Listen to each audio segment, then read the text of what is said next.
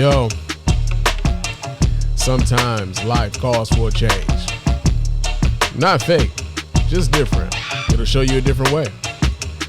And right now, I'm on to my different way. I can promise you this is the same Spann, but the reporting is over. I'd like to welcome you to the Mr. Spann official podcast. Let's go.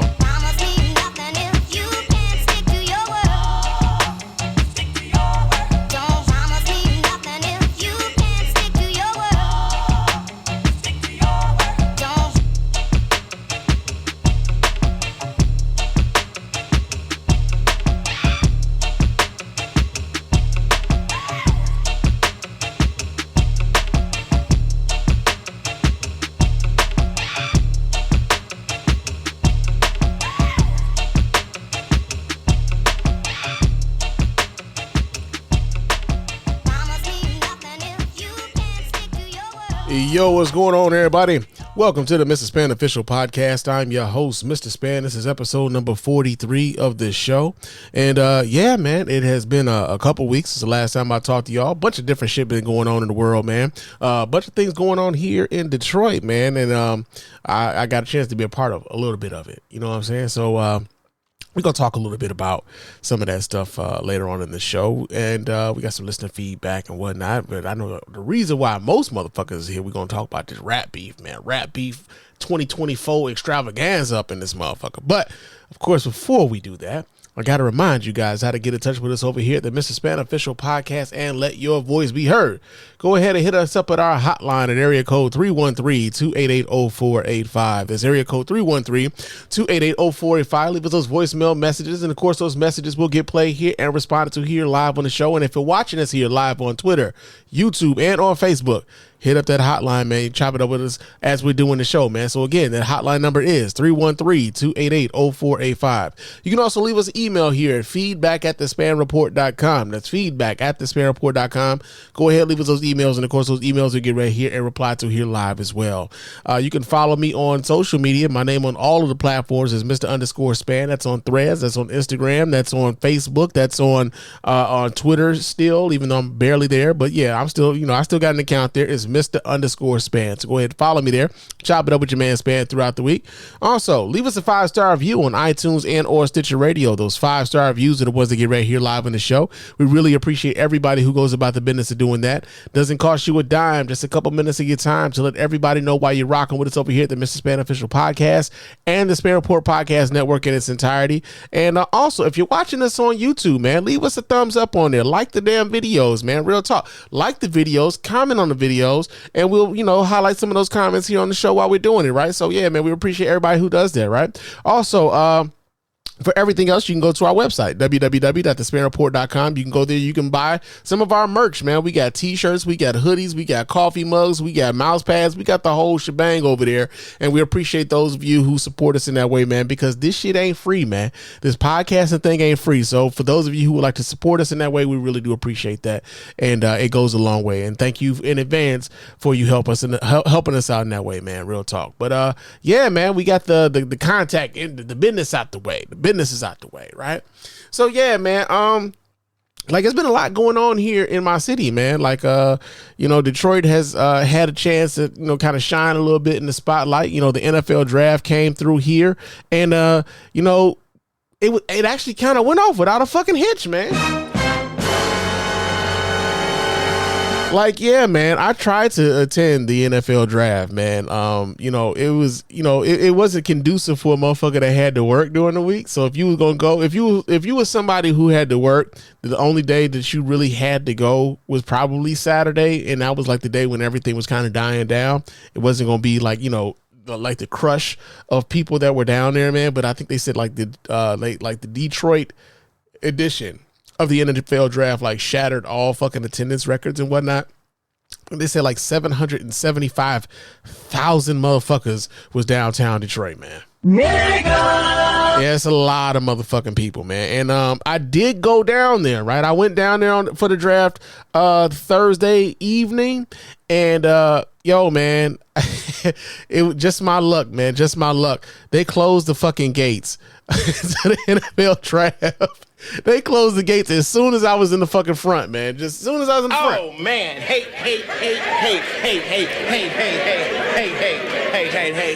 Yeah, man. They closed up, right before I was able to actually get into the main, area. And see, the thing of it was, like, for me personally, I didn't care to see who the guys was gonna get picked and stuff. Like, I really didn't give a shit. Like, to be honest with you, like, the things that I was interested in more so were like little, like, shit. Like, I went to see the Lombardi Trophy, right? They had a tent that, like, you can go in there, you can take pictures with the Lombardi Trophy.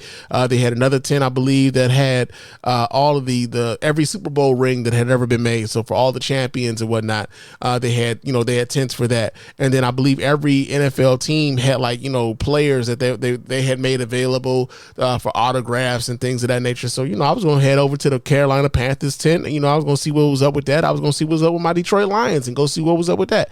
But I didn't get a chance to do that because the motherfuckers closed the gates right as I got to the front. And here's the other thing that I thought it was kind of tripped out about the whole NFL draft. Like, so they had this app, right? You had to have the app in order to get into any of the venues or whatever.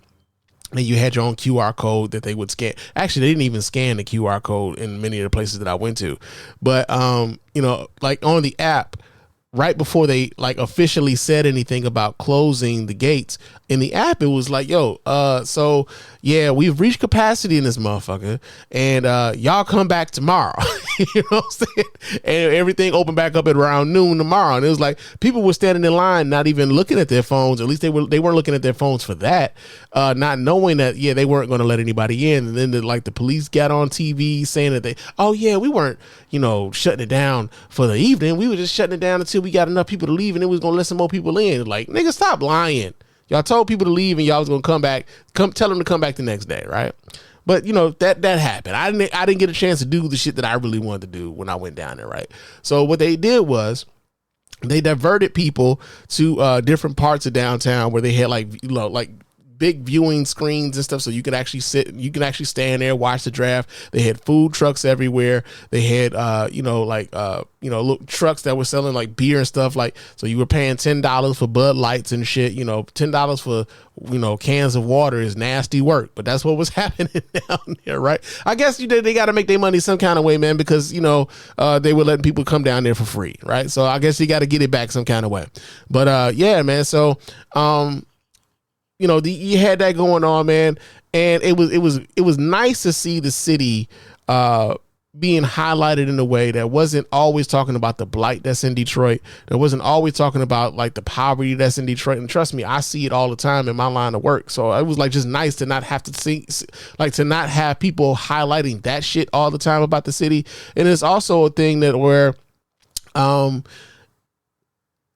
it was just good in the sense that, like, yo, to show how far Detroit had come to where an event like the NFL draft would want to be held here, and for them to come here and it be, like, so so greatly received, right? So to show how many people came to the city of Detroit and were surprised by how well things were being run here, how nice things are here, how many different things there are to do here, right? And so that was one of the things that I thought was really nice about having the NFL draft show up here in the city of Detroit. I thought that was really dope, right? And it was also kind of one of the reasons why I was a little irritated with niggas here in the city, because, you have a contingent of folk who are, anytime, like, I'll say this, right? Anytime you're going to have a big event in your city, man, it's almost like when you having company at your house, man. You about to have some folks come over to the house. Motherfuckers get to cleaning up, man. You don't want people seeing your dirty drawers sitting up on the couch or something like that.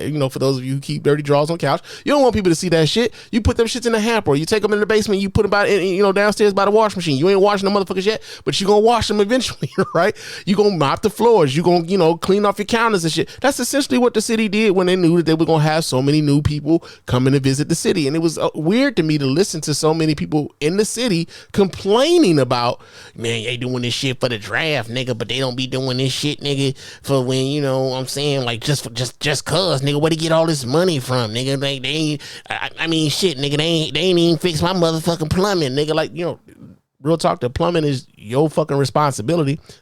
But also it was just weird, like the Detroit sign thing, right? Like, you can't get me to hate that damn sign, man. You can't get me to hate that sign. It was like, yo, as someone who isn't originally from Detroit, I remember being a kid driving around. Well, not even a kid driving around, but like coming from Chicago, driving up 94, and you see that big ass tire on in Allen Park, right? Now, we weren't even really in Detroit at the time. You were still in Allen Park, but I just knew that as a landmark coming into the city, like, oh, there go the tire, right? Eventually, that sign, that Detroit sign on 94, people are going to associate that sign as a landmark to know that they're in Detroit. I don't have any problem with it. And I said, y'all should have just like let Mama Mabel and the beautifying committee do their thing, put some flowers around there, put some landscape around there. It's gonna be dope, man. It's gonna be dope. And truthfully speaking, I think it looks nice. So you got that going on, man. But other than that, I've been doing some other shit too, man. So of course, you guys know I talked a little bit about the passing of my third grandmother, my grandma Rose, in December. And one of the things that came of that was, of course, my family isn't the biggest. It's not a lot of us, right? It really isn't.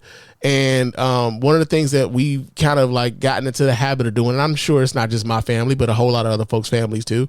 Like, the only time you ever really get to see one another is like either somebody's getting married or you come into a funeral. And at my grandma Rose's, repast, we talked about this, right? Like, we can't keep doing this where the only time we come together for events like this. So we have come together we haven't had a family reunion since like 1997. You know what I'm saying? Like, I was 17 years old. My mother was at the last family reunion we had, right? And so, I put it out there like, yo, man, y'all need to come to Detroit. Y'all need to come to Detroit, man. Like, we got roots here. I'm the only one in my family still left in the motherfucking city, man. I am the only one still here. I remember when I moved back here 20 years ago, the reaction that I got from my family. They're like, nigga, you sure? You sure that's something you want to do? Right? And I can understand why they had the concerns that they did. But at the same time, I feel like looking back on it now, it was probably it had to happen the way that it happened. And so, man, it's like, yo, we gonna have a family reunion here in Detroit. And so, like, it was one of the things that I remember being a kid. And when you're a kid, when things like that happen, you just showed up.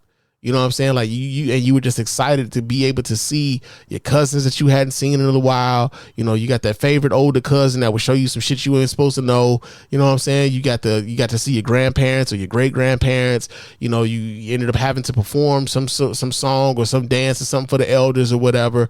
You got a chance to learn from some of the elders in the family.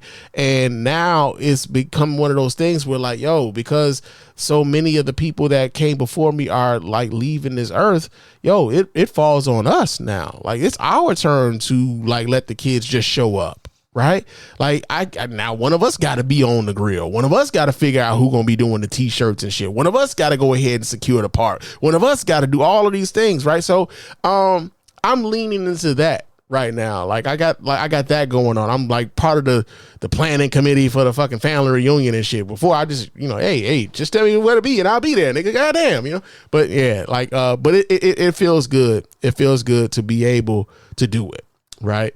And also to see some of the enthusiasm from my family for us to be able to do it. So, yeah, man, that's some of the things that have kind of been going on with me since the last time I talked to you guys on the mic, man. Cause, outside of, work, but work is just work as it always is. And it's just have a nigga tired all the time. But, yeah, man, we got that going on. So, now, before we get into the whole rigmarole and all that other shit, we do have a little bit of listener feedback to get into, right? So, the last time we were on the mic, I think we were talking about Chris Brown and Quavo fighting and shit, right?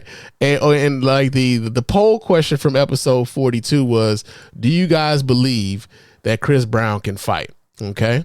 And so the options were, yes, if it's a woman, yeah, because he's a blood.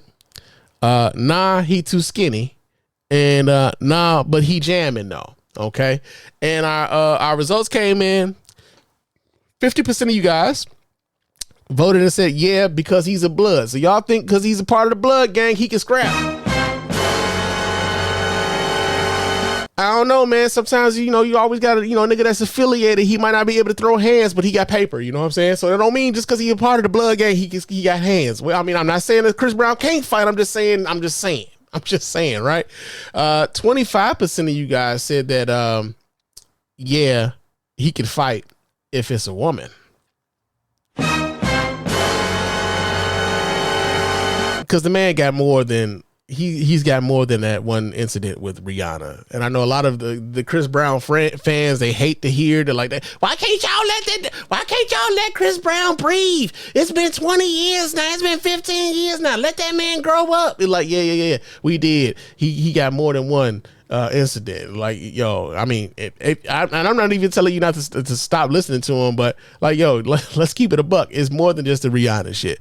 And 25% of y'all said, no, y'all don't believe that the nigga can scrap, but he jamming though. So, yeah, man, that's how y'all feeling about Chris Brown and whether or not the man can really throw hands in a fight and everything else, right?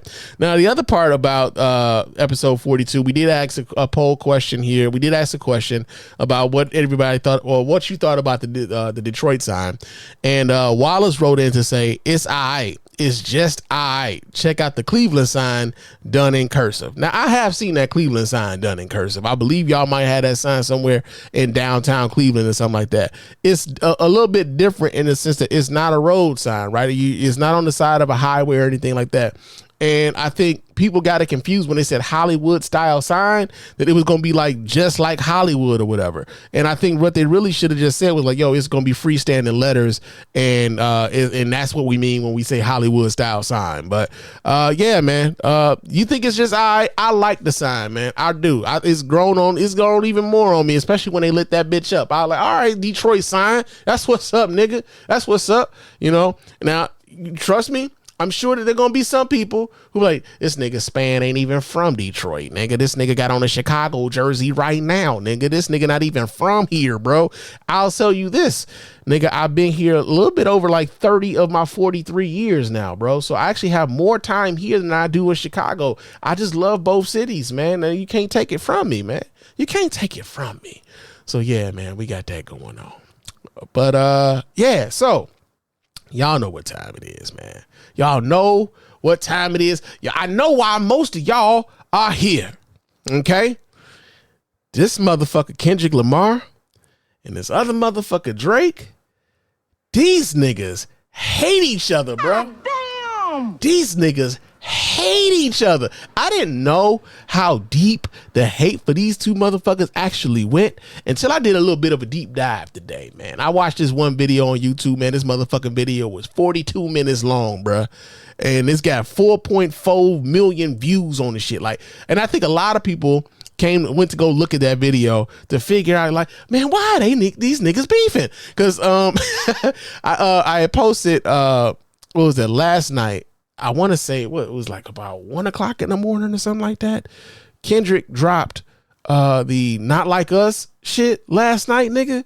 And I'm like, God damn, but the nigga this nigga not even 12 hours ago, bro. Like, it just fucking happened. So much so, right?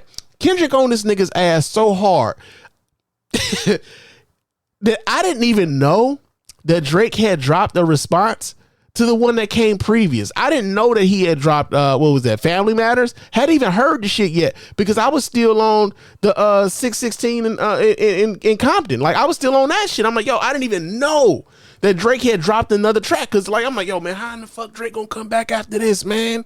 He gonna have to kill that man. And it's like, it's when I went back and I watched that video, like I said, it was a 42-minute long video.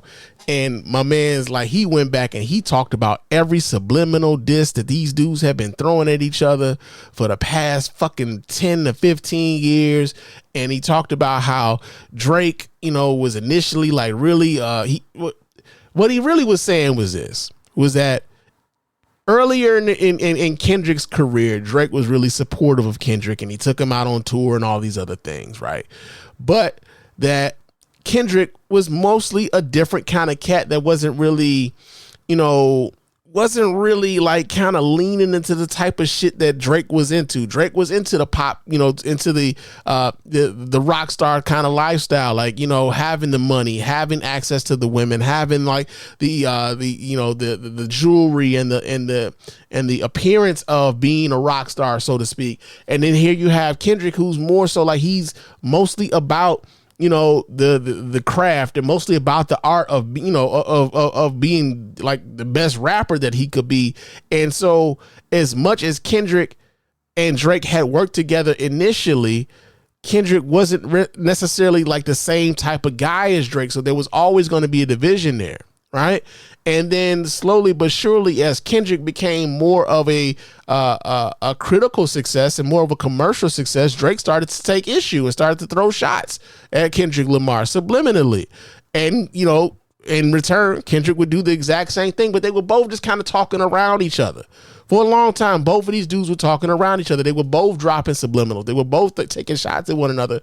But one of the things that was interesting was that there always seemed to be an attempt, or maybe even Kendrick saw this as disingenuous, but there always seemed to be some type of attempt by Drake to squash the beef, right? Like he would always like he'll show up at a Kendrick Lamar show, like to quote unquote show support, or he'll get in an interview and talk about how much respect he has for Kendrick and his love of the craft and how he's pushing him and everything else.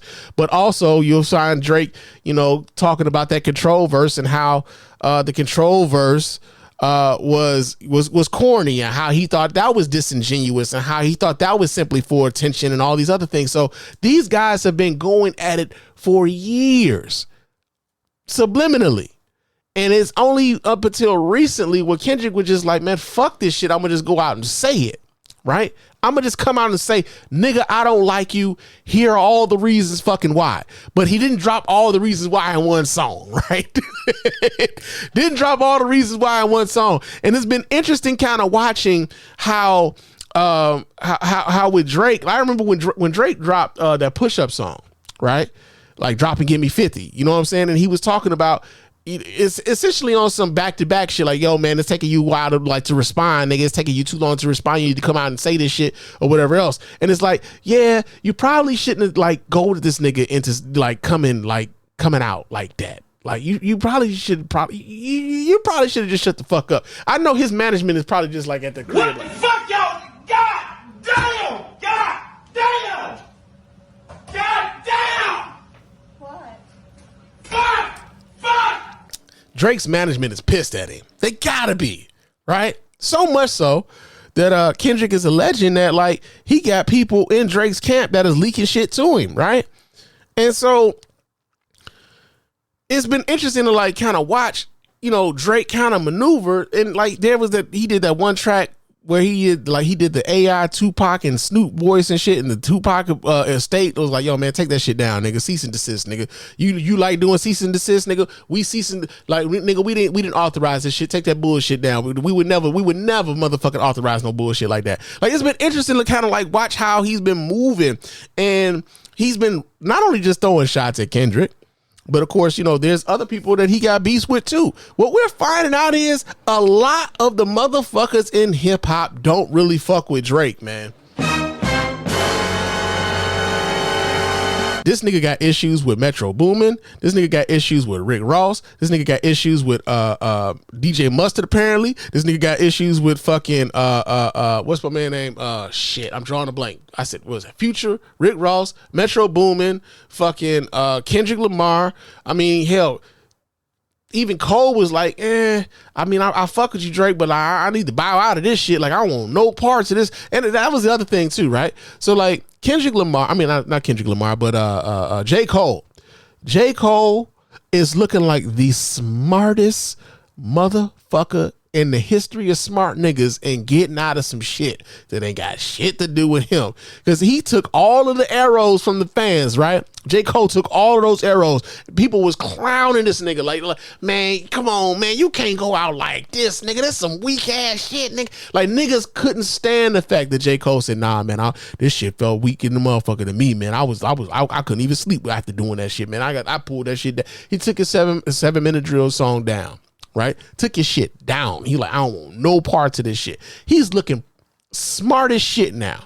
Cause he probably knew that nigga over there is crazy. That nigga over there is on some shit. Like Kendrick, it's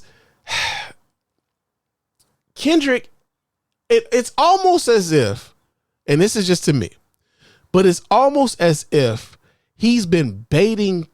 He basically he baited Drake with the Like That song, knowing that he had all of this ammunition to unload on Drake.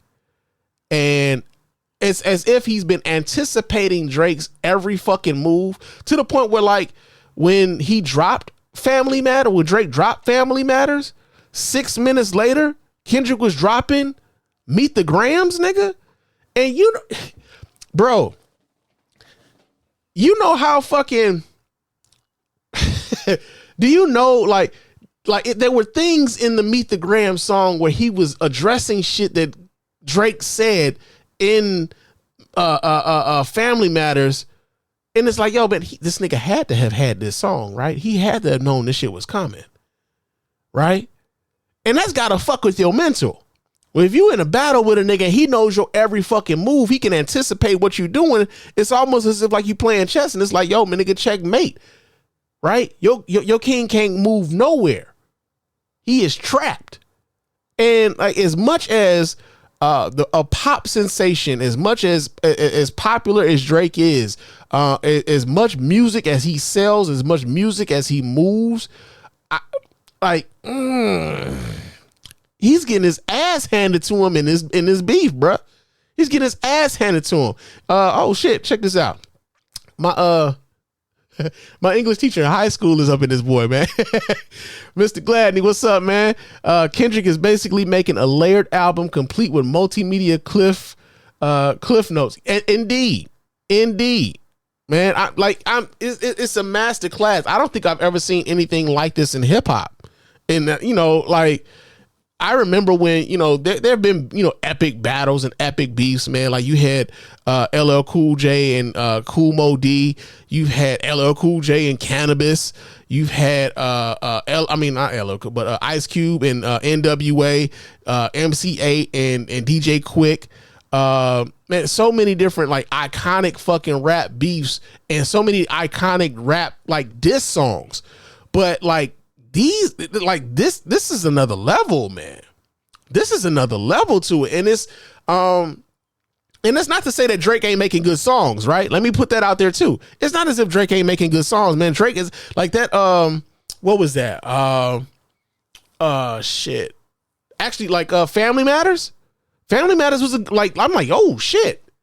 I wasn't expecting that. I wasn't expecting 50 was it the push-up song? I wasn't expecting that coming from Drake either. Like he seems game, but the other part about it, and even though he seems game, yeah. Oh, so now we getting everybody naming like different beefs and shit. So you got Common, Ice Cube. Yeah, I remember that. The Bitch and You and all of that. You got MC Shan and KRS-One. Everybody's naming off all these iconic beefs. But like the one thing that it comes to with Drake right now, right? What it comes to with Drake right now is, although I believe that some of these diss tracks that he has been releasing have been good, the other part of it comes back to how much of that has been originally written by Drake, right? And I believe that plays a part in how some of this stuff is going to be received. Is like, yo, man, those songs are dope, but how much of that is really you? How much of those songs were you? And we don't have those questions coming out of like Kendrick Lamar, right? We just don't have those questions coming from whether or not Kendrick wrote these songs. Like, we know Kendrick wrote this shit. His songs are layered, they're dense, man. And like, it's one of those things where like you'll listen to a song and it's like, you remember how folks will talk about, you got to kind of dumb down for the audience in order for them to get it. I think what we're finding out with that is that has always been a myth, because if the audience wants to understand what's happening, they'll go get that. They'll try to figure out what the fuck is being said. Right. That's what we're finding out with this beef here, because Kendrick is I'm telling you, man, like his shit is so dense and layered. Like he's low key, like, and I've heard other folks say this, man, like Kendrick seemingly has an EP on his hands when it comes to letting Drake know how much he can't stand that man, how much he cannot stand what that motherfucker stands for. This last track, what was it? Not Like Us, where he starts the song talking to Drake's son. Nigga. Like, I wish your grandfather had used a rubber, bro. Come on, man. Like this, and he starts off addressing his man's son, then addressing his mama, addressing his father, and then bringing it all the way back to Drake to tell him, like, yo, man, you are a terrible motherfucker. You don't even, like, you so terrible. The people around you don't like you. How you think I'm getting all this information on you, and you spending all this money trying to get information on me, and I'm a boring motherfucker, man. All I do is take care of my kids, and I do this rap shit, but it don't run me, man. Like, I don't even need this shit. Like, it's Jesus Christ. I was going to, like, I really was going to, like, play some of the like the songs, right? But because we're doing this shit live on YouTube and Facebook too, because Facebook oftentimes they'll pull the bullshit too. I don't want the video to get pulled where you guys can't watch this later. But like, I'm sure y'all done heard these songs, or if y'all haven't heard these songs, y'all will hear these songs, man. I'm waiting for, like, the I'm sure somebody has the playlist and just, like, have these shits come, like, put the playlist together with, like, one by one, what song came after this one, what was the response to this one, what was the response to that? Somebody's done that shit already, I'm sure. But yeah, man, like, I honestly, bro, I'm gonna be honest with you, like, I don't even listen to rap that much anymore, but I'll be goddamn if I ain't been paying attention to this shit. I was just like, man, I was on YouTube last night just minding my own business, and I'm like, yo, boom, there was another Kendrick Lamar response. I'm like, what the fuck? He did it again. This nigga's on his ass. And like I said, I didn't even know Drake had even dropped Family Matters yet, right? Like, so for the people who were listening to Drake's Family Matters and were trying to digest that, Kendrick didn't even give y'all time enough to digest that, to go in through all the nuances of what that song meant and what he was talking about. I mean, you can go back to it if you were a hardcore Drake fan, because that's the other thing too. I think everybody's kind of in their camps at this point, right? I like both of their music, right? I'm not like, I'm not listening to either one of them real heavy. I like both of their music when they come on. There's certain songs that both of them have. I'm like, oh, that shit jamming. I'm gonna ride with this, right? But there were songs that I had listened to prior to, like, I've been listening to lately, only because I like the way the shit sounds in my car. But I've been listening to that Dr. Dre Compton album a lot lately. And there were songs on that album where I didn't even know that some of the shit that was being said was being directed at Drake. This shit was flying right over my motherfucking head. And it was only until I watched this other video, like I said, this dude was like, he goes through the fucking history of the shit, where I'm like, oh shit, that's what that was supposed to be about? I had no clue, had no idea, like, straight up. So I'm just saying, it's like, I have no dog in the fight, but if I was scoring this motherfucking fight, I'm just saying right now, it's a unanimous decision to me that Kendrick is winning this motherfucker. Like, it's not even close. Like, it's not even close to me, right? So let's see, we got some more comments here in the chat. Mr. Gladney writes in to say, just running across a pic of Drake with Karl Malone. Yo, that's epic, only because we know Karl Malone to also be a deadbeat dad motherfucker, man. Like, that's some Jesus Christ. Oh my God, man. Oh my God. Aaron writes in to say, I don't think Drake coming out of this beef the same. His credibility was already shaky. And that's it, right? That's it. So what we're finding out, like I said, man, there have been so many people who have been willing to work with Drake that we didn't know did not like him. Right, that like they were like, well, this is the cost of doing business. I'll fuck with him on this song or whatever, but I don't really fuck with him. And what we're finding out is Kendrick was the first one to just flat out say it, like, nah, man, we don't fuck with you like that. And not only that, they got this man questioning his motherfucking heritage. A lot of them are saying that he's basically playing Black American cosplay. That they don't like. I've heard he even been referred to as a culture vulture. Because of sometimes I like, how he'll come up with some like Caribbean patois and all these other different things. He'll be singing on songs, or, he'll get with certain artists and act a certain way. He'll get somewhere else and he'll act a certain way. And how he's been sort of a chameleon in that way. And people look at that and they're not necessarily happy with the fact that he's been successful, kind of being that way. That like, his music has, been largely accepted worldwide, right? Drake is one of the biggest artists in the world, man. Like, that's just keeping it a buck. So even if you don't like Drake, the reality of the situation is that dude has a massive audience around the world who loves everything that man puts out. And so to see that like so many of his peers don't really fuck with him, and this really being the first time that is really just being brought to the forefront, man. Just like everyone's seeing it, and it's just like, God damn, they really don't fuck with this nigga. This is crazy. And then like even Metro Boomin put out, BBW Drizzy, you know what I'm saying? Like, so like even Metro Boomin put out diss tracks where I don't know, I didn't even get a chance to really listen to BBW Drizzy, but it was like, he put out like a free beat or some shit like that. And it's wild, man. It's wild. Mr. Gladney says, how many options you really got? I mean, it's too many options. I'm finna pass on this body. I'm just like, Kendrick is, come on, man.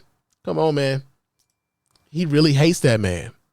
And it's not a superficial kind of hate. And I after having watched that deep dive video I watched earlier, I can kind of understand, man, when like you see how it's, I see how Kendrick can feel as though like, man, everything this dude does is disingenuous. He'll say slick shit behind my back, or he'll say slick shit on records, but then when we get together, it's like everything is all love. Or he'll get into an interview and say everything is all love, but then he'll go right back to dissing me on another track.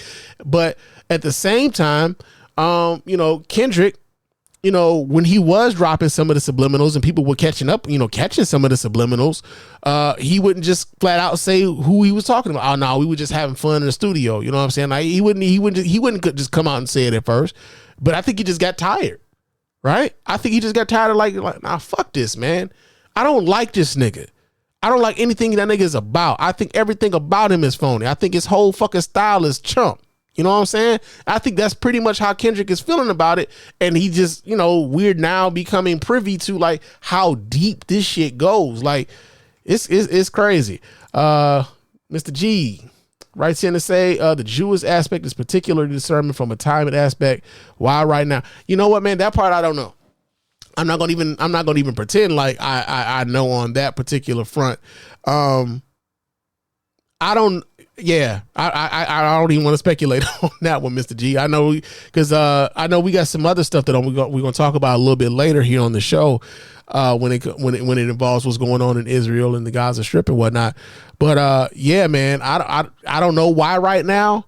I couldn't tell you why right now, but I just know that at this particular moment, at this particular time, for hip hop, right, just for the sport of hip hop. For the competitiveness of hip hop, this is one of those things who's like, man, we ain't seen nothing like this in a long time. And then there's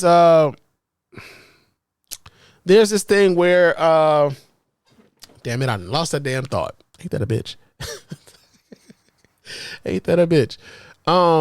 I'm sure to come to me when I don't even need it. I'm sure to come to me when I don't need it, but I'm just saying that at this particular point right now, I'm enjoying the back and forth, right? Oh, that's what it was. It's kind of weird how quickly we went from you know, Kendrick needs to respond to like, yo, Kendrick done went way too motherfucking far. Like we went from man, when he gonna say something like, God damn, man, leave that man alone, real fast. Real fast. That happened in the course of what, 48 hours. When he gonna say something to like, man, damn, God damn, man, like shit, I don't know if I went that far. And I think, you know, at a certain point when, especially when these guys start mentioning each other's families, that's when I think, you know, all the gloves come off, man. All the gloves come off when you start mentioning folks' families. That people don't play that shit at all. I know I don't. It strikes me as reckless on Drake's part. Hey, man, I think hubris, man, like hubris, ego, you know, because I think when you get to the level that someone like Drake has been for the last 10, 15 years, where you're seen as the top guy, which has also been interesting. To like, yo, Drake is like, even if you don't like Drake as an artist, like it's undeniable that like Drake has been probably the biggest rapper in the game for the last 10 to 15 years. So when you've been on top for so long, it's like, yo, man, like you don't think that anybody can fuck with you, even with the whole Pusha T thing, man. I mean, when you think about the whole Pusha T thing, universally, most people think that Drake lost that. But did it hurt Drake when it came to whether or not he was going to be able to move music again? Like, nah, people just kind of like, he lost that one, and they kept it moving. But like for the most part, like Drake has been able up until this point to just kind of like move as if nothing had ever changed. I don't know if Drake is going to be able to do that after this. Like, I just don't. I don't think he's going to be able to do that after this. I think at this point, when it comes to Drake, and when it comes to Kendrick, I think at this point,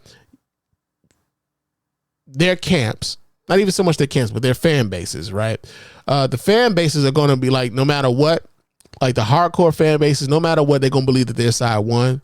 It's going to be up to the people who just like both of them, who just enjoy both of their music to determine whether or not, yeah, I think Drake won, or yeah, I think Kendrick won. But by and large, from what I'm seeing socially on social media and how people are expressing how they're receiving this beef, it's looking like Kendrick done bodied this man. Like, and it's not even close, man. Like I said, if this was a fight, if this was a heavyweight fight, like I don't know if Drake done won a round. Like, straight up. I don't even know if Drake done won a round. That's being completely honest with you guys.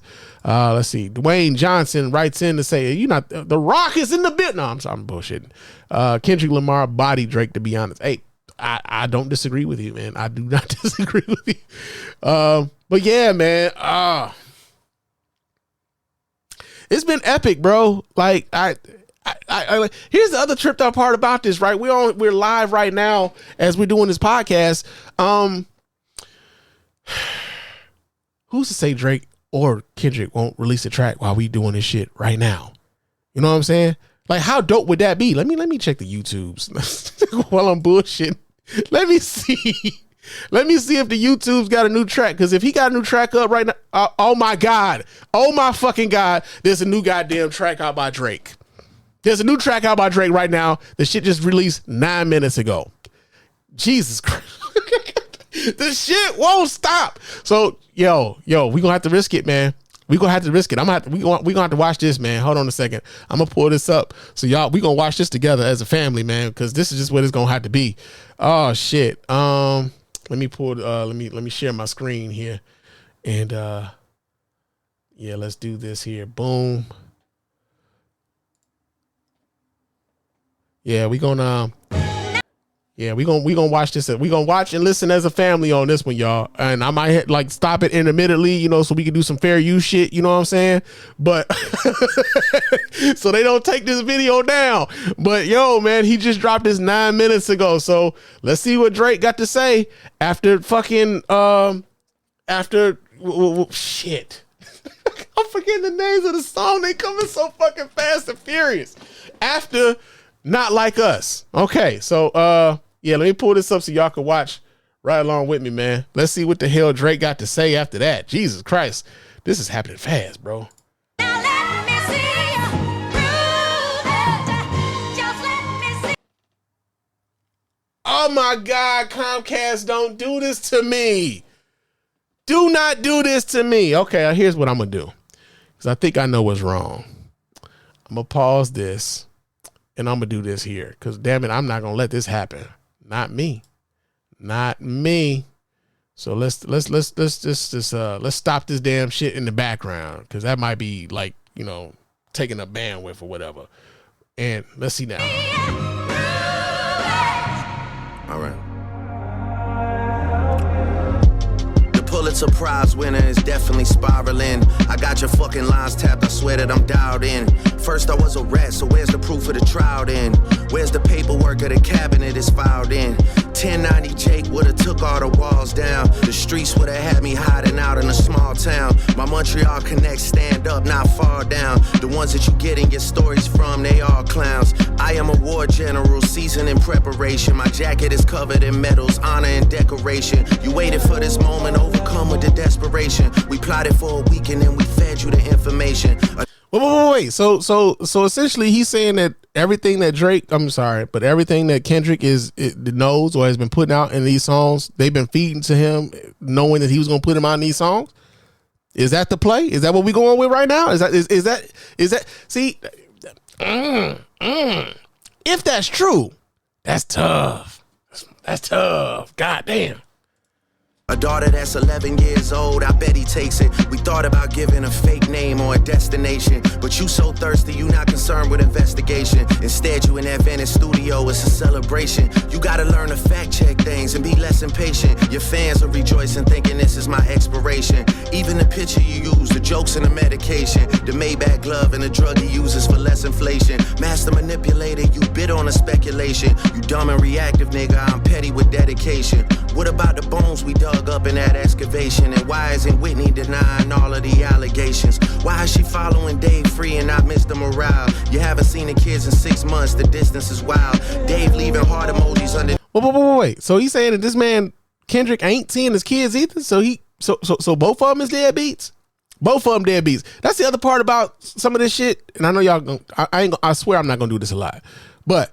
The one thing that's also kind of crazy is that like the allegations that both of these motherfuckers are throwing at each other mean that both of them ain't shit, like to a large degree, like to a heavy degree. Drake then accuses man of beating on his wife, and Kendrick then accused Drake of being a fucking pedophile. Like it's crazy. It is nuts, bro. Need pics of the child, speaking of anything with a child. Let's get to that now. This Epstein angle was the shit I expected. TikTok videos you collected and dissected. Instead of being on some disdirect shit, you rather fucking grab your pen and misdirect shit. My mom came over today and I was like, mother, wait a second. That's that one record where you say you got molested. Oh, fuck me, I just made the whole connection. This about to get so depressing. This is trauma from your own confessions. This when your father leave you home alone with no protection, so neglected. That's why these pedophile raps and shit you so obsessed with is so excessive. They acting like it's so aggressive, but you just never known affection. I don't wanna dish you anymore. This really got me second guessing. Touch My Body by Mariah Carey play, you probably start reflecting. I never been with no one underage, but now I understand why this the angle that you really mess with. Just for clarity, I feel disgusted. I'm too respected. If I was fucking young girls, I promise I'd have been arrested. I'm way too. Yeah, that was another thing that I remember when folks were talking about Drake was supposedly messing around with the girl from Stranger Things, Millie Bobby Brown. Like, you know, they would like the text messages supposedly of Drake saying he missed her, and I think she might have been like around 14 at the time. People think that's like, yo, that's some strange shit to do. I've also seen like you know, different, like what was that, Reddit? Like folks are showing him with like, you know, underage girls and like allegedly, right? All this shit is alleged. Him being around underage girls when they were young and then waiting for them to turn 18 before he would take them out on dates and shit like that. So there's always like been one of those things that kind of hung around Drake's head, or people had suspicions about Drake around it. They never really had any proof around it, but that was always one of those things that just kind of hung around him to where people, you know, if you were to suggest that this is something he was actually doing, people will believe it because they've been seeing these examples out in public. Right. But never actually being able to nail him to the underage, you know, sexual assault or underage in much the same way that we were able to do that shit with R. Kelly because it was so fucking blatant. But yeah, like Jesus, like And also the other part about this where he was like, yo, man, this shit ain't even fun no more. It's like, yeah, both of y'all just kind of like, again, this is the seriousness of some of the allegations that both of these motherfuckers are throwing at each other is bananas, man. It's bananas. But also,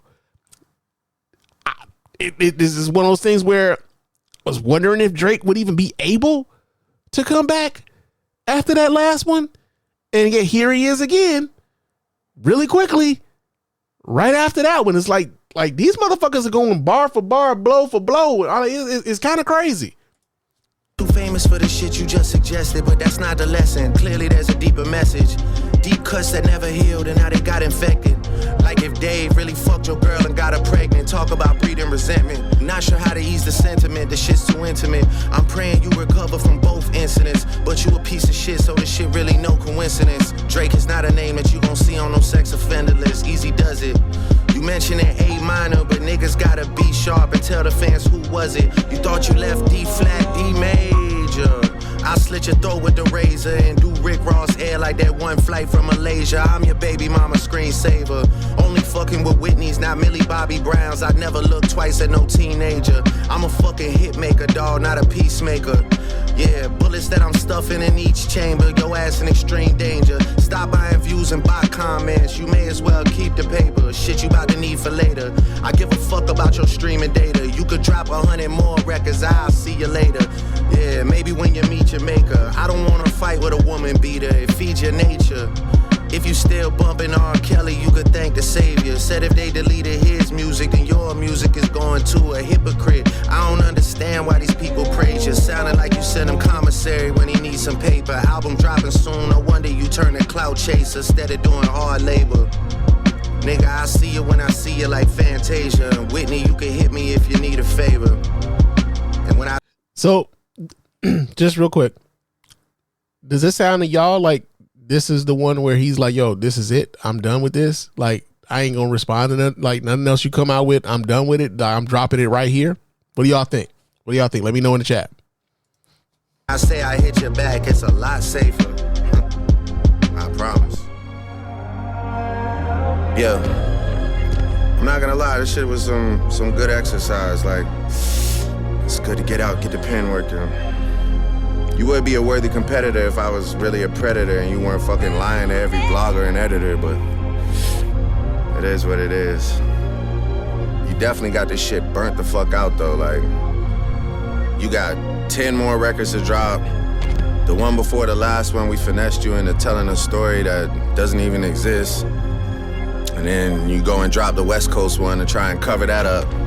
I would like that one. That would be some shit I could dance to if you wasn't tripling down on some whole other bullshit. But, you know, at least your fans are getting some raps out of you. I'm happy I can motivate you, bring you back to the game, like, you know, but just let me know when we're getting to the facts.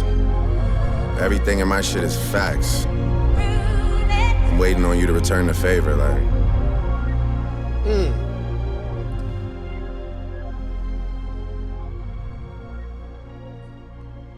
All right. Yeah. Yeah. So, interestingly enough,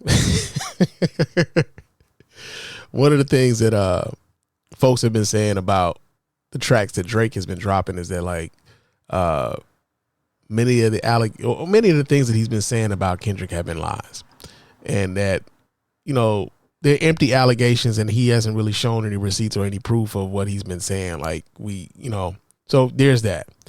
But there's also the play that he's saying essentially everything that you've been saying about me these last few tracks was things that my team and me included have been feeding to you, basically baiting you to talk about those things. But everything you're talking about is bullshit, and we were feeding you bullshit. And I've been aware of the feeding that you have been getting, right? To kind of, you know, like, because again, like I said, even with Meet the Grams, it was like, yo, man, he dropped that shit 6 minutes after Drake dropped Family Matters, and I didn't even get a chance to like even check that out before, like, you know, Meet the Grams came out. So yeah, man, I It's a nice track, man. Like he was rapping on this motherfucker. But at the same time, I'm wondering, like, yo, is Drake done with this? Is this Drake saying, like, all right, I'm through, I'm done with this. We not doing this no more. Right? Release all the other music you gonna come out with, but I'm not doing this no more. Go have at it. Because that's what it feels like to me. It feels like he's saying, like, I ain't doing this no more. I'm done with the whole rap beef shit, and like, yeah, this is it. You know, do what you want. But let me see. We got some folks that got some opinions here in the chat. Let me pull y'all up. Mr. Gladney writes in to say, gotta give Drizzy points for this. All right, Mr. G. I mean, I thought the song was solid, man. Real talk. It's the first listen. I'm sure I'm gonna have to give it another listen because, you know, I was talking, you know, quite a bit, but I'm definitely gonna have to give it another listen. But from what I did hear, I mean, sonically it sounds good. Let's see. GS28. He says that man's really trying to disassociate from the pedophilia accusations. I always thought the Ozempic photo was a setup. See, like, even the Ozempic photo shit, like when I saw that, I didn't know. I honestly didn't even know what the fuck I was looking at. I'm gonna keep it a buck. When I first saw it, I was like, I don't know what is this, until, you know, and I'm like, oh, okay, shit. You know, I ain't the smart. I swear, man, like, some of this shit, I be like, I had to come back a couple times before I actually catch it, man. Mr. G also writes in to say that, let's see, he says, I definitely feel like he's coming to an end. Kendrick's response is pretty crucial. Here's the other part about that, Mr. G. I believe that Kendrick already has a response to this. Like, that's just like the way this has been going. I feel like, you know, Kendrick already has a response to this. And let's see. Aaron writes in. Aaron, what you got to say here, brother? He says, I think Drake is running out of shit to say. Maybe. I mean, shit, at some point they gonna both run out of shit to say about one another. I mean, especially considering that they're not associating with each other much anymore. It's like almost like one of those things was like, yo, man, hey, man, go get missing so I can, like, miss your ass, you know, so you can have some new stories to tell me or something, right? you know, so yeah, man, you got that going. I'm with you in that sense, that I think that Drake is running out of shit to say, but I also think that at some point Kendrick is going to run out of shit to say too, right? It's you know, it's inevitable at some point that they're both going to run out of shit to say. However, considering, here's the thing, I want to move on. But it'd be just my fucking luck that, like, Kendrick he gonna drop a track 6 minutes from now, so I'm gonna go ahead and keep my damn my YouTube on refresh, man. Let me go ahead and go back. I'm gonna keep my YouTube on refresh because I am sure there's gonna be another diss track. It's coming. It might come while we on the mic here tonight, man. We done been on this boy 57 minutes and I ain't got to nothing else. Jesus Christ. But this has been an episode of In the Hip Hop Community. Lyrically based offenses are considered especially heinous with rap beef. The dedicated detectives investigating these crimes are part of an elite squad known as this Lyrical Homicide Unit. These are their stories. Yeah, man. These are their stories. And yeah, I'm like I said, I'm definitely going to keep the YouTube keep it queued up. I'm gonna keep refreshing too, because although we're gonna be talking about some other shit, and we're gonna be talking about some other heavy shit too, but I'm sure we're gonna come back to this, because at this rate, like I said, man, if Kendrick was dropping songs 6 minutes after Drake was dropping the diss track last night, man, I'm sure within the next 10 to 15 minutes there's probably going to be another diss track coming down the pike, and we want to be on top of it right here on the Mr. Spann Official Podcast, man. Real talk. But geez, this is crazy. Nah, man, we not the SVU, Mr. Gladney, not the SVU, man. This is the Lyrical Homicide Unit, man. They are killing each other on these damn bars, man. They're killing each other. So yeah, I mean, there's an SVU component. I agree with you there, but yeah, man, not tonight, not tonight. But yo, so we got some other, we do have some other things going on in the world, man. Like we kind of need to talk about that stuff. We kind of need to talk about that stuff. And one of those stories that we have kind of going on right now is let's talk about this one here, man. So here in Detroit, man, they have canceled Brian McKnight's concert at the Motor City Casino, man. Yeah, man, they have, the folks are not happy with Brian McKnight. They are really, really, really not happy with Brian McKnight. Apparently being an open deadbeat is not conducive to your pockets, right? So we get this story here. We get this story here from where? Because I got a couple different sources here.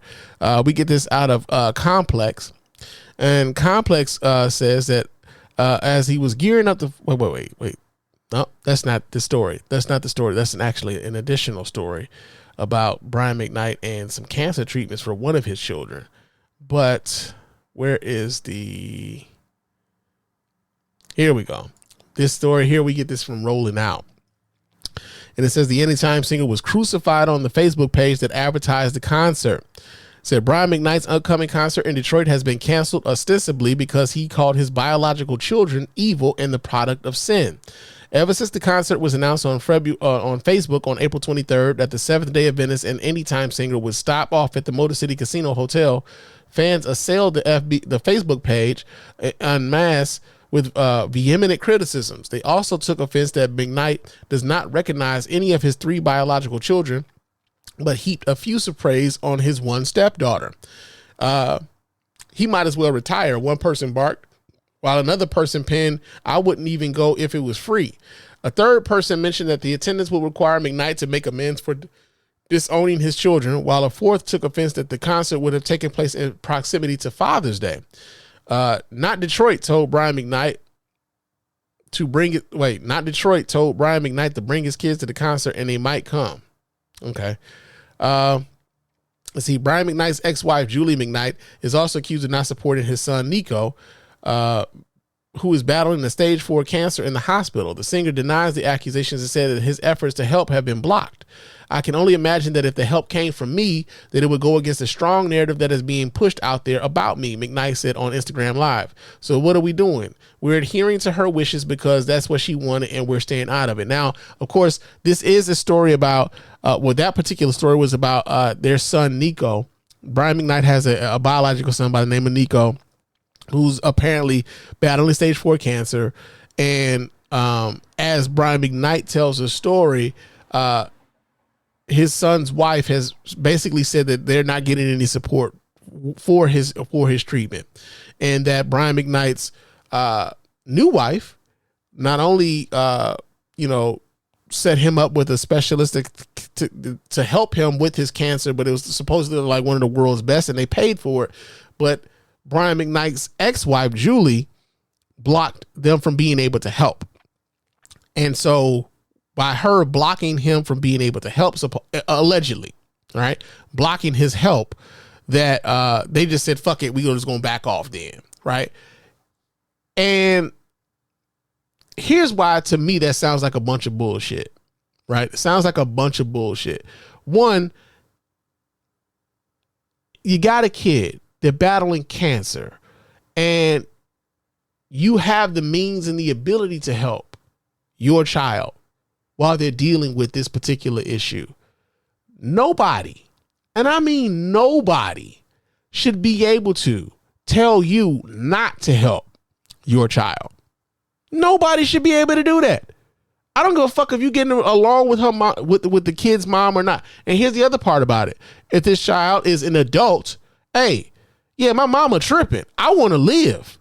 So if you want to help me, help me. But don't use my mama as an excuse as to why you not helping me. That sounds like some bullshit on Brian McKnight's part, right? But then the other part about it is, you know, we've heard about him talking about his kids being, you know, the products of sin and all these other things, and where he changed his name. He already had one Brian McKnight Jr. He changed his name with the new child that he's had with his new wife and named him, you know, they're now Brian McKnight Jr. and all these other things. Like, I remember telling folks, man, and we were talking about this when it came to Monique a few months ago, when she had a little bit of a back and forth with her son, when he just basically said, hey, like, don't get out here on these interviews lying about what our relationship is, because you have no interest in being my mother. And then, you know, she's doing interviews and stuff like that. And then she goes out and she does, you know, some bits about him on her comedy, in her comedy routine.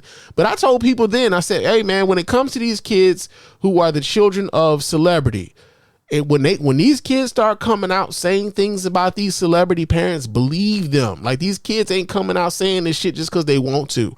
Oftentimes they're coming out saying this shit because they feel like that's like the one way to get the attention of that parent, to like get them to move in the way they want them to move.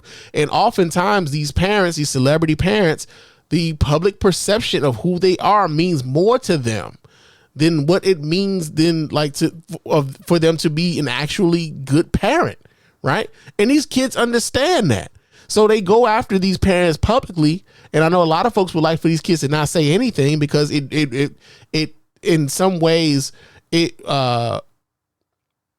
messes up the fantasy for you of who this person is and who they are, you know, what kind of person you're idolizing and spending money on and everything else. So in some ways it can break what that fantasy is like for some people. But like, yo, these kids really know these people.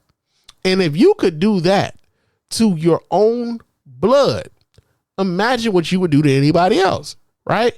So I gotta say, man, first things first, with Detroit, stay classy, right? Stay classy, Detroit, because this shit surprised me that this is the response that Brian McKnight got here in Detroit. And the reason why it surprised me is because, and I will say this, maybe it's because of the, maybe I'm a prisoner of the people that I've been around, right? From whether it is the people that I work with, or some of the people that I see on social media who claim Detroit. There's a group like I'm a part of on Facebook, a bunch of Detroiters and stuff like that.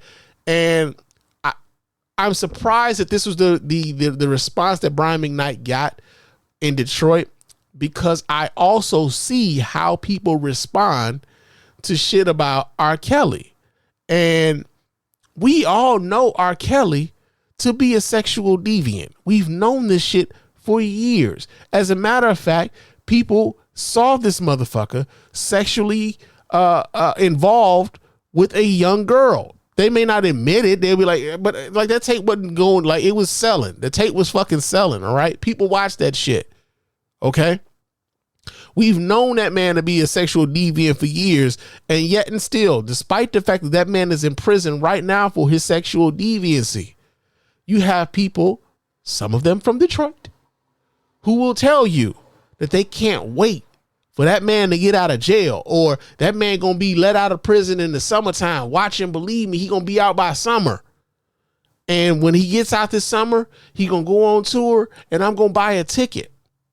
So it actually shocked me that so many people were like, yo, man, they drew the line on, like, you know, telling your kids they was the product of sin. Like, this is this is the shit that shocked me. I'm like, man, like, okay, niggas, all right, show me y'all, I got y'all pegged wrong, right? So yeah, man, like, I was actually shocked. I was actually shocked by like the response that, you know, folks gave Brian McKnight's announcement that he was going to have a show here in Detroit. But as far as Brian McKnight goes, I'm supposed to feel sorry for that bitch. I don't feel sorry for that man, like, not at all. And I got my reasons, and, you know, it's well documented how I feel about deadbeat niggas, man. Real talk. Let's see, we got some comments here in the chat. Dwayne The Rock Johnson says, I'm gonna stop calling you The Rock, man. I'm sorry. Says what Brian McKnight is doing is unforgivable. His biological children weren't a sin when he decided to lay down with their mothers and conceived them. I believe they're all from. I believe, I could be wrong, I believe they all have the same mother. He did have a previous wife before the woman he's married to now, and I believe they all were the product of his marriage with Julie McKnight. They might not have been married at the time that these kids were conceived, but yeah, man, I think that's I mean, again, I don't really have much sympathy for deadbeat niggas, man. Dwayne also writes in to say, that he disowned his biological daughter Brianna and lied on her, saying that she had an incestuous behavior, only to sue his ass in court. Yeah, man, and like it's sad, man, when you have when this is coming from your father, bro, like from your father, man, and like I don't think people understand, like I really don't think that people really understand the level of hurt that comes from your father rejecting you, right? Like even if they were the products of sin, I didn't ask to be here. You made me. I didn't make myself. You know what I mean? So for their father to go out in public and kind of say those things about him, about them is wild. But also, man, like I've seen, there have been a few instances where I've seen folks like, I don't give a fuck about his personal life, nigga. I just want to hear the music. And it's like, man, like I get it. Like I'm one of those folks who, like, if I know that there's some really fucked up shit about you that I can't really rock with, it makes it hard for me to enjoy your art. It's crazy to me. Like, this is just me. It's crazy to me when you know that there are, like, when folks know that there's some really fucked up shit about this person and they're letting it be known publicly, and they still like, well, I don't give a fuck about that shit. Like, why don't you? What's wrong with you to where, like, that's something that you, like, you could just look past? Because it's difficult for me, and like I try to leave room for folks to, like, yo, like, everybody ain't, they don't have the same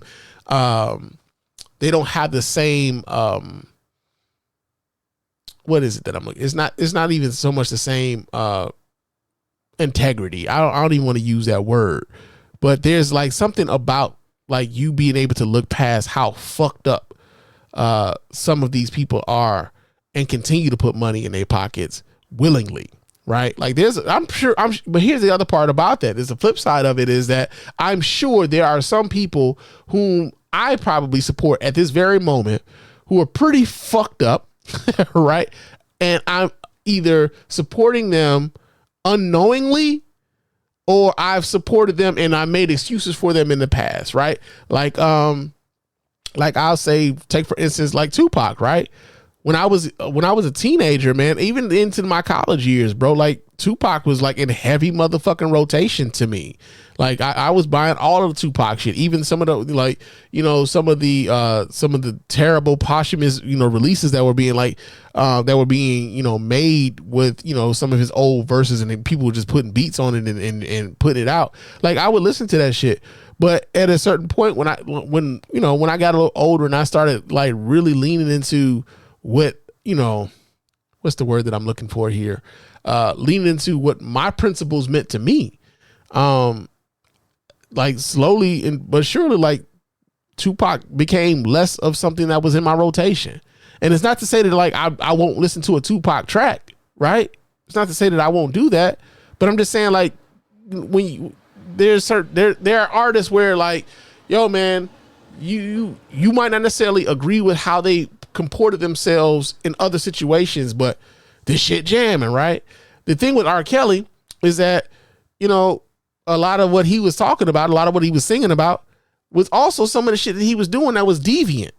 So, like, yo, for you to still be out here knowing that some of those songs is about minors, you're like,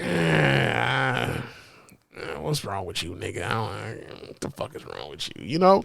So yeah, man. Let's see who else. Dwayne says, he says, I used to be a fan of his music, but now he's dead to me. I can't tell you the last time I even fired up a Brian McKnight song. Like, every now and again, I think YouTube Music might suggest a song because I'm an R&B cat. Like, I really do like listening to R&B. And every now and again, I think they'll throw a song at me. R. Kelly has popped up on my damn, like, thing a couple times, and I had to, like, yeah, nah, don't do this again. Thumbs down. But yeah, man, like, that's the sad part about it, is like, yo, they made great music, but then when they turn out to be terrible people, it just makes it hard to enjoy the music. At least for me, when you know that this is a terrible motherfucker, I can't enjoy. I'm thinking about this other shit when I'm listening to you, and now it's not fun to listen to you anymore. That's just me, right? So We got that going on, man. Brian McKnight. He was canceled here in Detroit, man. They actually canceled this motherfucker. So we got that going on. Another motherfucker who was partially canceled showed up at a Trump rally, and that is goddamn Kwame Kilpatrick. I'll be a monkey's bare-assed uncle. Kwame Kilpatrick showed up at a Trump rally here in Michigan over the past week, and we get this story here. Let me see, where did we get it from? Yeah, we get this from Deadline Detroit. Says the ex-Detroit mayor Kwame Kilpatrick attends the Trump rally in Michigan, says he's not voting for Joe Biden.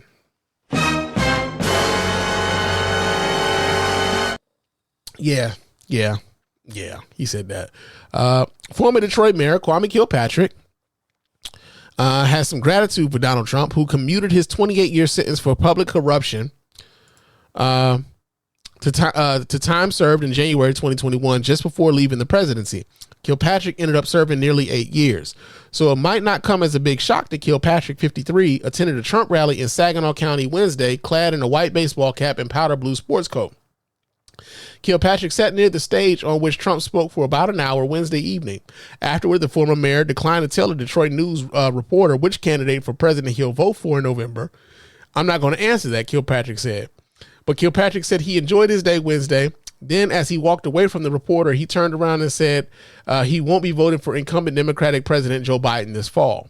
In an interview with Deadline Detroit in January 2022 on Live Noise in Detroit, Kilpatrick expressed his appreciation for Trump for commuting the sentence.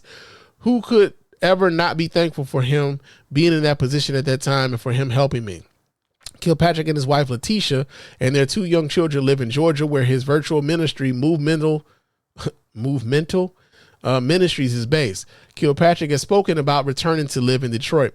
Kilpatrick was mayor of Detroit from 2002 until 2008. Before becoming mayor, he was a leading Democrat in the state legislature. So here's the thing about Kilpatrick, right? That I think, like, I can understand. I can definitely understand, like, you feeling some level of allegiance to Donald Trump because of what he did for you, right? I give him that. Like, I totally understand that. Like, having something like, yo, man, I was facing another 17 years in prison, and this man allowed for me to walk away from that, and now I got these 17 years out free amongst, the public. I could be with my kids, I could be with my family, and the whole night. I get that. Like, I really do.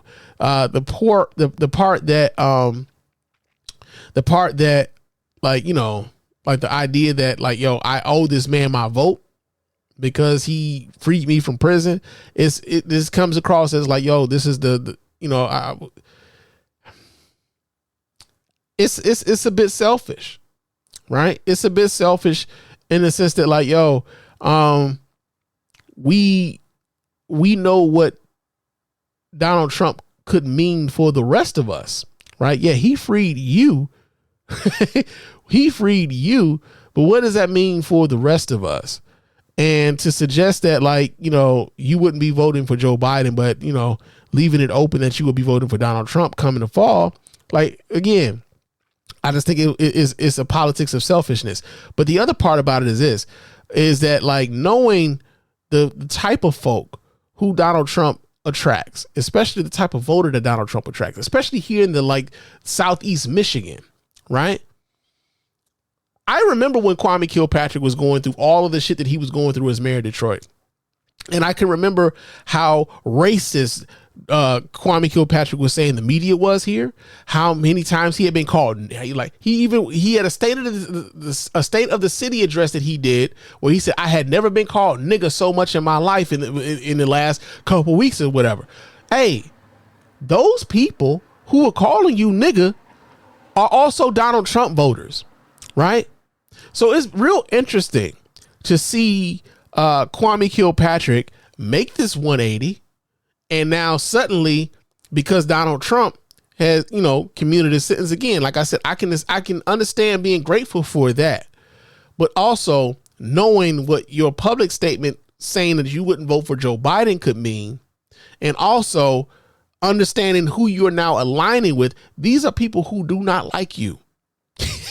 right? These people do not like you, and they've said so many a time. And so it's interesting to see, like in much the same way that it was interesting to see Kanye West, become enamored with Donald Trump. And I remember when Kanye West, interrupted Taylor Swift at the VMAs and said that Beyonce deserved that award. And how many of those same people who would vote for Donald Trump were calling Kanye West a nigga, right? Those same people. So, like,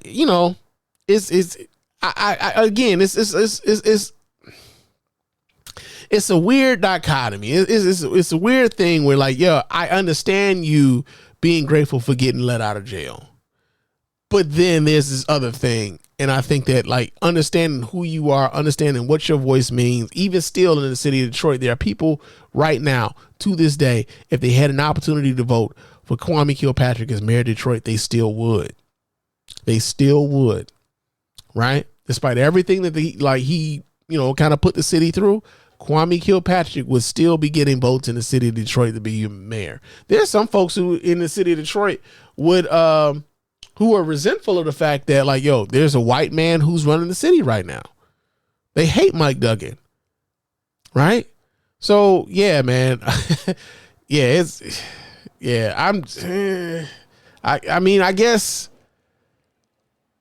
Donald Trump left him and was like, man, I'm leaving here with something. You know what I mean? I'm from around the way. I'm leaving with something. He gonna leave with Kwame Kilpatrick's vote, I guess, right? So we got that going on, right? Let's see. Another story that we got here, man. Well, fuck it then. Since we right here when we talk about Kwame. So CBS News did this story about black men. They did another one about black men and their supposed or their support of Donald Trump, right? And so I wanted to I wanted to play this because I got some thoughts on this, and I wanted to share them with y'all. And we're gonna watch this here together as a family. So let me wait. First of all, let me stop that, and let me add this. All right. Now, let's see what these guys are talking about, because apparently black male voters in Georgia are backing the Republicans, and we're going to figure out why. According to CBS News polling, President Biden is losing support among black voters in Georgia. That's compared to how he did in 2020. He still has a commanding lead over former President Trump among this key voting bloc, but waning support from them in a battleground state could have major ramifications for the general election. All right, so off top, we're told that Donald Trump doesn't really have a great amount of support among black voters, right? And the reason why I wanted to kind of talk about this is because we keep being fed stories about this. We keep getting fed stories about, black men are going to be voting for Donald Trump. Black men are moving away from the Democratic Party. Black men are essentially, and this is just me at this particular moment, black men are being primed to be, if Donald Trump wins in November, black men are being primed to be the scapegoats as to why Donald Trump would win in November. And we're getting these stories about how many black men black men are moving away from the Democratic Party and moving towards Trump, despite everything that we've seen Donald Trump do from 2016 onward. Despite what we know about Donald Trump, his racism and his policies against black folk, that black men are going to ignore all of that and vote for Donald Trump in record numbers, right? So I feel as though we're being set up. I feel as though black people are being set up. Black people are being set up, black men in particular. So if Donald Trump wins in November, instead of white women being, deemed the reason why that monster will become president again, it's black men's fault. That's what I believe right now. So let me let this video continue.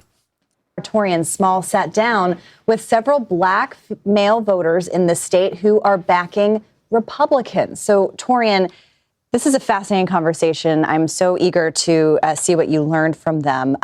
Why are these voters that you spoke to inclined to some conservative ideas? Yeah, so two things, Caitlin. I met with canvassers with the New Georgia Project. It's a left-leaning black voter advocacy group in the state, and they're telling me that they're seeing young black men be more open to considering Trump because they are the targets of misinformation. Part of that is the accomplishments or opportunities or these perceived opportunities for that community is being attributed to Trump in their minds wrongly instead of Biden or even Obama. But this group of black conservative men I sat down with said that they want to buck the idea that black men have to belong to the Democratic Party. Here's a bit of our conversation. Okay, before we get to that, there is a bit of truth to that.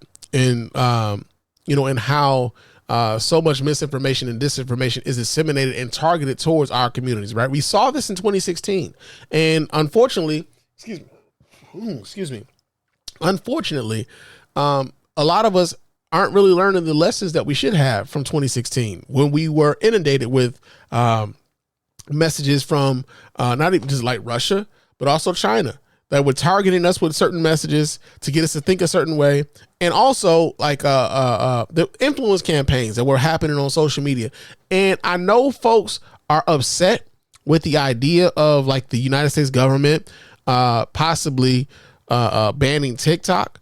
But that's also a part of it where I know people are just like, yo, man, they don't want us to talk to one another. It's not like, I don't know if it's always only that. I do know, like, I do feel as though there's a lot of different ways in which false and misinformation is being fed to us. And some of us are falling for it. And when it's hard to deprogram someone when they've dove in on a certain thing and now they're programming themselves. So yeah, let me let this video play some more. I think that there's a misnomer, there's a social fallacy that surrounds the view that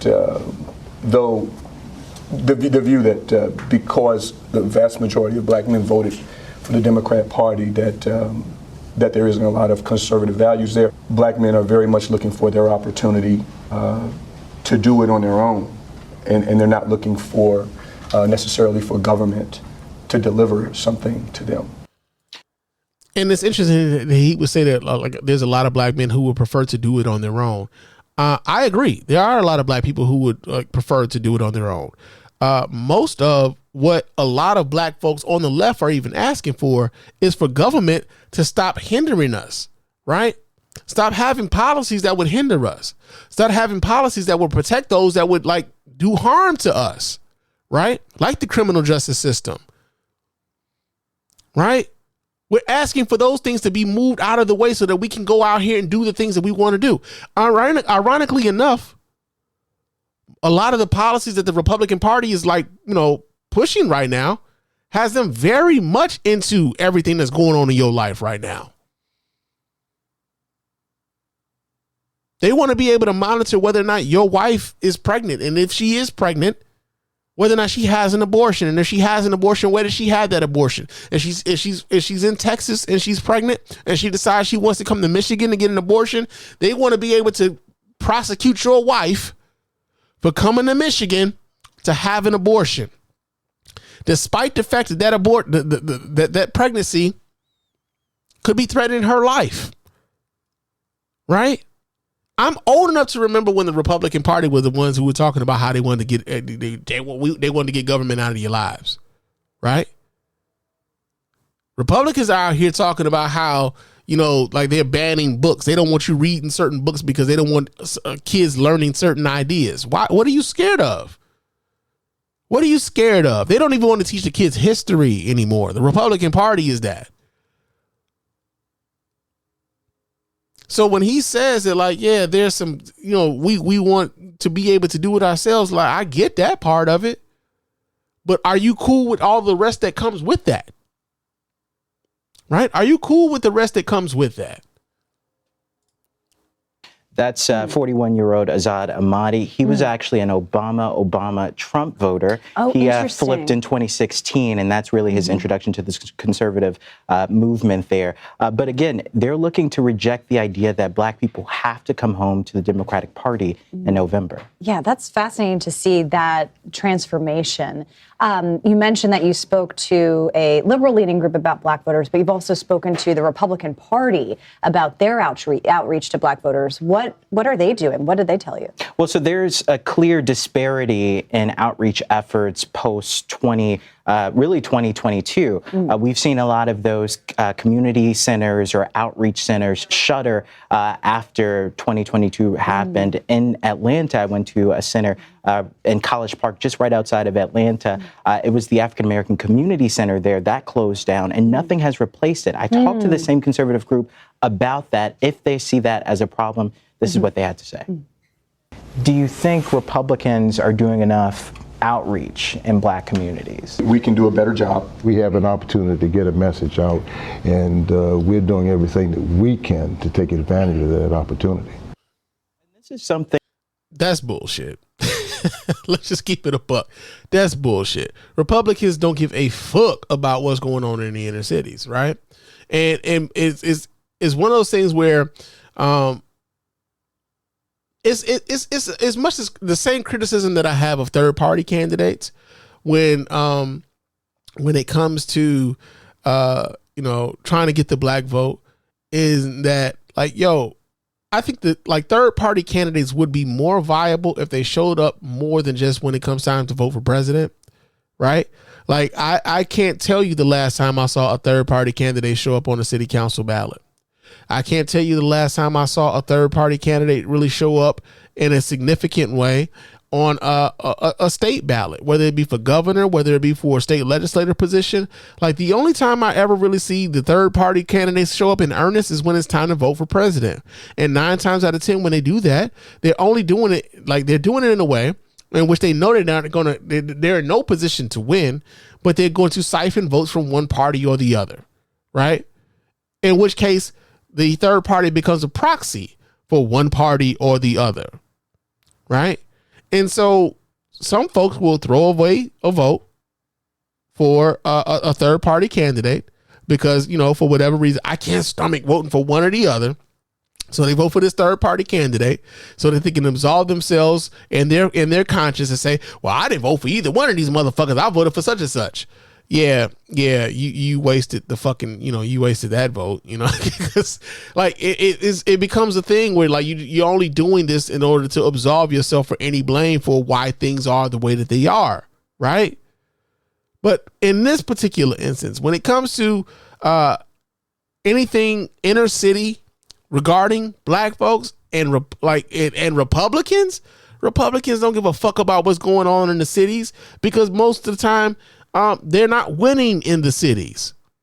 They don't give a fuck what's happening there because they're not winning in the cities, and they're not even pursuing those votes in a meaningful way and addressing the concerns of the people of that community in a meaningful way. And I tell people this all the time, man. When it comes to the Republican Party and black folks, man, there's a lot of black folks who will vote conservative. They would both vote Republican if it wasn't for the racism that was in the Republican Party. They just would, man. There's a lot of conservative black folks, and they would vote Republican if the Republican Party wasn't so fucking racist.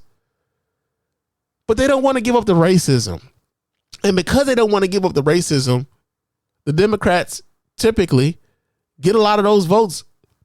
Because at least when folks vote for Democratic candidates, I mean, shit, you might not get everything you want to address, but at least you got a motherfucker that's listening.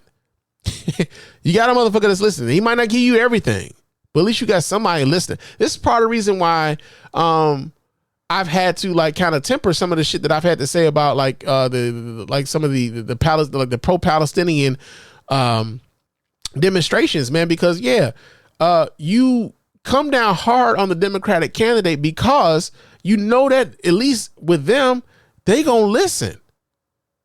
And you might get some demands met. The Republicans on that issue, They not listening to they not listening to a motherfucking thing you saying. They don't give a fuck how you feel about that. It's pro-Israeli government all day over there, despite the fact that the Israeli government may be over there committing war crimes, using American-made munitions over there while they're doing it, right? So yeah, man, we got that going on. Let's see, we got some comments here in the chat. Let's see. Aaron writes in to say, he says, man, seeing Kwame sell out hurt to see. I remember feeling so much pride as a kid when he got elected.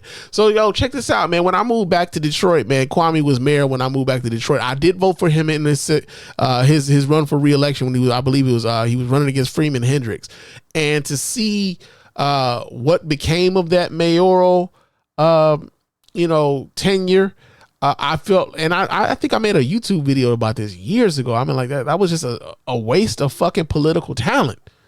Like, he completely wasted all of the tools that he was given, man. Kwame Kilpatrick should be one of those folks who we look at and be like, yo, man, at some point that man could possibly be president now or somewhere down the line, right? That, like, we should be looking at Senator Kilpatrick at this point. But because of, some character flaws, and because of some of the bullshit that he, involved himself in, like, yo, he was a complete waste of fucking political talent. And now we get him, and this iteration of him, sucking up to Donald Trump, because again, I get, being grateful that the man got you out of prison.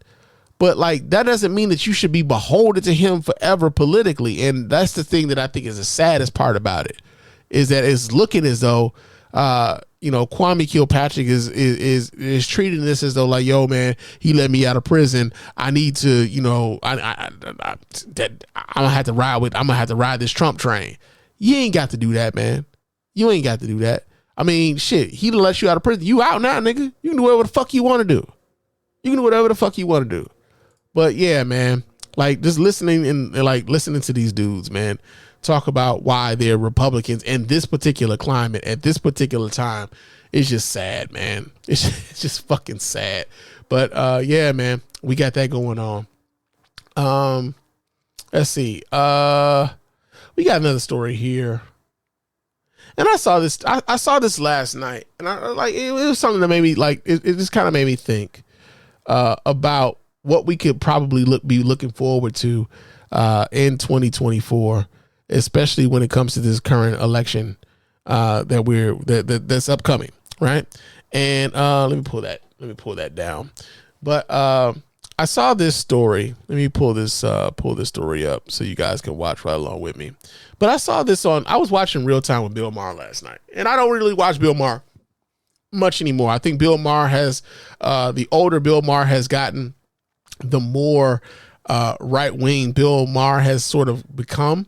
And I know he still considers himself a bit of a liberal, and I believe, like, he's one of those older white dudes who talks about wokeness all the time, and he doesn't necessarily get it. That's, I get it. You're an older white guy, is beyond you. You don't understand it. It's fine, right?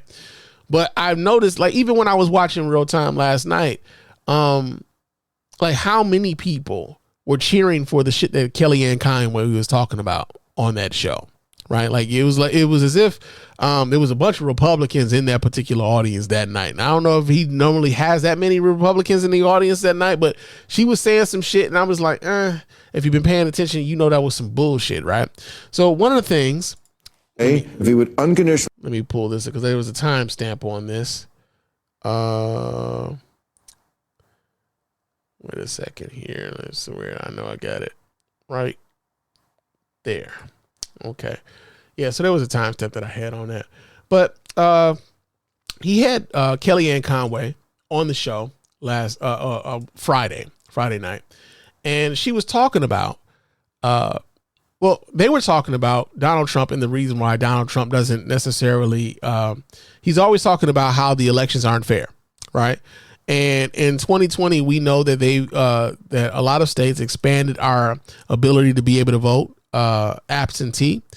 and or mail-in ballots, which is a way that a lot of our military votes. They vote mail-in ballots. And so one of the things during that time, man, I voted absentee for the very first time in my voting life. And I thought it was dope, and the reason why I thought it was dope, it was like, yo, man, I can actually sit down.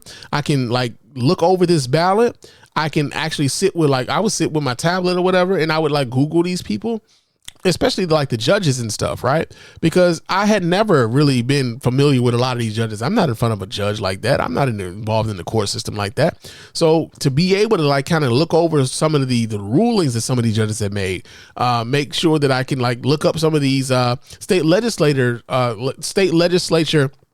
whether it be the state senate or the state house of representatives, look up these candidates so I can figure out whether or not do I really support this motherfucker or don't I, right? And I can make an educated decision on the people in which I'm voting for, right? That was the biggest thing for me. I can make an educated decision on who it is that I'm voting for. And to hear Republicans talk about how absentee balloting was crooked, it was ballot harvesting and all these other things. It was one of those things that confirmed it for me that they know that they represent a minority in the voting populace. Also, we knew that off top when Donald Trump won in 2016, he lost the popular vote by 3 million. In 2020, he lost the popular vote by 7 million. Like the vast majority of the people who are voting for president don't necessarily fuck with Trump like that. He was able to get president just because of the way the system is set up in 2016. But like most people don't fuck with Trump, right? To be honest, most people don't really fuck with Republicans like that, to be honest. And this is why they don't necessarily want more people having access to the ballot. I've been saying this for a long time here on this show and on the Spann Report prior to this show, right? But one of the things that I heard Kellyanne say some shit on this show last night. I'm like, that's bullshit. We're going to point it out here. She's talking about how the Red Mirage. And for those of you who might not necessarily be familiar with what the Red Mirage is, the Red Mirage is on election night. When the voting tabulations are being made and they're saying, well, this candidate is leading right now in this state, and at this particular moment, this candidate has 30% of the vote, and we're still waiting for the tabulation. We're still waiting for votes to come in, right? And so a lot of Republicans, because they voted on the same day, they did the same day balloting, and those votes were being counted that day. They thought that, okay, we're in the lead, right? We're in the lead. So there's no way that Democratic candidate can catch up because we got this massive lead right now, right?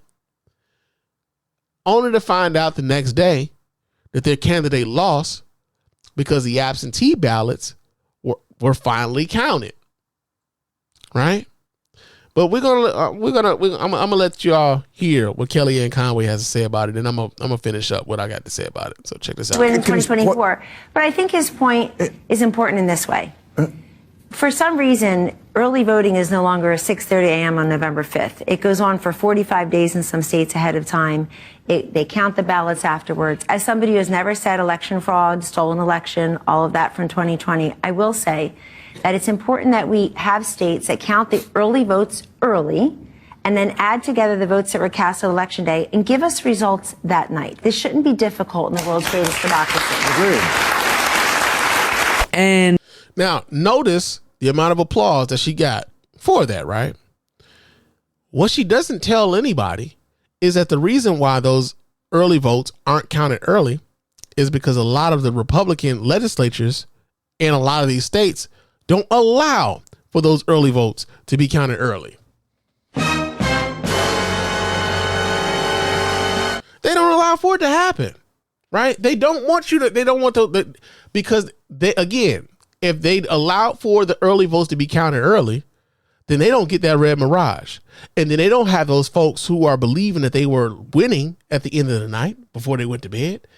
They can't sell this lie. They cannot sell that lie that the voting tabulations were being, or that the election is being stolen from them. This is how they sell the lie. They've been priming these motherfuckers up for the better part of the last 4 to 6, I want to say almost 8 years now. So when you vote absentee or when you vote by mail and they don't count your vote early, they have to vote. They have to count your votes on the same night that they're counting this, the same day ballots. And now you've got all these folks who are believing it, like, yo, my candidate is up. And then they wake up the next morning and they candidate and lost. They thinking somebody done stole some shit from them. I'm like, no, motherfucker, they just counted the rest of the votes. They just counted the rest of the votes. And so I just want to make sure that we're clear that, like, part of the reason why they don't want you, or they don't want these legislatures to count those votes early, is because Republicans can't sell the idea that the election is being stolen from them. And if you look at a lot of the Republican-led legislatures, right? Because there's a lot of them in around the country. If you look at your state, if you have a Republican-led legislature, guarantee you that those legislatures are blocking early counting of early votes. I guarantee it. I guarantee it, man. They do not want those votes to be counted because they cannot sell the idea that the elections are rigged. Kellyanne Conway knows it, and anybody who's paying attention to that shit knows it, right? Got that going on. Let's see what else we got going on here. Let's do this here. So in Baton Rouge, man, in Baton Rouge, there are white residents who seek to secede from the city, man, like the whole fucking city. I'll be a monkey's bare-assed uncle. Yeah, man. So we get this story here. Let me close that down. But we get this story here. This comes out of, where do we get this story from? We get this out of the New York Post. So, take that with a grain of salt. You know what I mean? But it says a group of wealthy white Baton Rouge residents have won a decades-long battle to split from the majority black city to form their own suburb following a state Supreme Court ruling. After reversing a lower court's decision on Friday, the Supreme Court ruled 4-3 in favor of the incorporation of St. George, which will form in southeast Baton Rouge. This is the culmination of citizens exercising their constitutional rights. We voted and we won, Andrew Morrell, one of the leaders of the St. George campaign, said in a statement following the victory. Now we begin the process of delivering on our promises of a better city, he added. We welcome both our friends and foes to the table to create St. George. And if you're looking at all of the pictures of the people who support it, all of these folks are white. Like, all these folks are white. I ain't seen a black face yet. It says, much like the case with Central, the last incorporated city to be born in East Baton Rouge Parish, the St. George initiative began with hopes of residents starting a new school district before ultimately deciding to create their own city. Although the St. George supporters failed to garner enough votes in 2015, 4 years later, the initiative won the election before it was stalled by a lengthy court battle. Sharon Weston Broom, the mayor-president leading the combined Baton Rouge and East Baton Rouge Parish governments, had sued the St. George organizers, arguing that the split would siphon more than $48 million in annual tax revenue from the local government. The opposition also argued that St. George would not have the proper budget to operate on its own. Despite her long-standing position, Broom conceded that the battle on Friday following the Supreme Court's ruling. The NAACP, however, maintained its fears that the formation of St. George will negatively impact Baton Rouge's majority black community. And so one of the things that I believe that a lot of I believe one of the biggest things as to why they did not want these residents to be able to secede from the city was, of course, you got the tax revenue that the city is no longer going to be able to receive. And the, how do you feel that hole, right? How do you feel that revenue hole and still, operate as a city? I mean, yeah, there's a section of the city that's gone, but that doesn't mean that section of the city, doesn't impact what's happening in the rest of the city, especially when it comes to the monies and how that money is being distributed around, city services and what have you. The other part about that is, like, we talk about the school district and how much money the school district is actually able to spend on the kids, right? So now you've got this big hole in the school district budget because you don't have the same level of property taxes that are coming in to pay for the schools in your city. And we've seen that in many municipalities across the country where, as the tax base gets smaller, the school district becomes less reliable for them to educate those kids properly because they don't have the funding in which to do so. And so that becomes an issue going forward. But one of the things that I thought about this, is that it's not lost on me. And they talked about this being a white and a black thing, where it was a majority white, contingent of folks who were trying to get away from Baton Rouge, the Baton Rouge proper, the city. It kind of reminded me of something that happened here. I want to say about 30 years ago. It happened somewhere. They weren't exactly a part of the city of Detroit.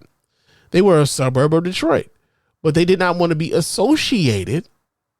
They didn't want any association with the city of Detroit whatsoever. And I believe, I had this story because it was I remember some shit like that happening here, right? It happened here.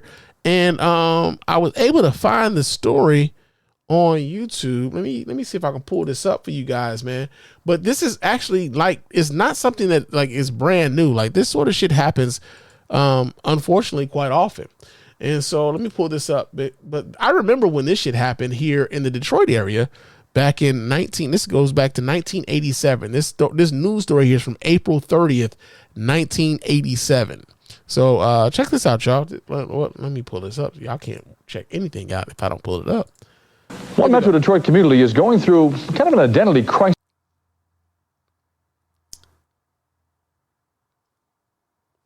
Well, all right. Now come on now. Don't do me like that now.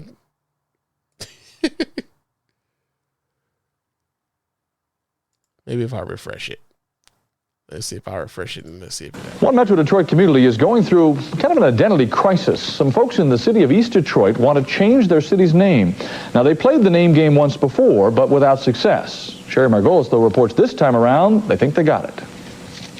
What's in a name, anyway? Well, for some residents of East Detroit, everything. That's why they want to make a change, a name change to East Point. We're searching for a name that gives us our own identity.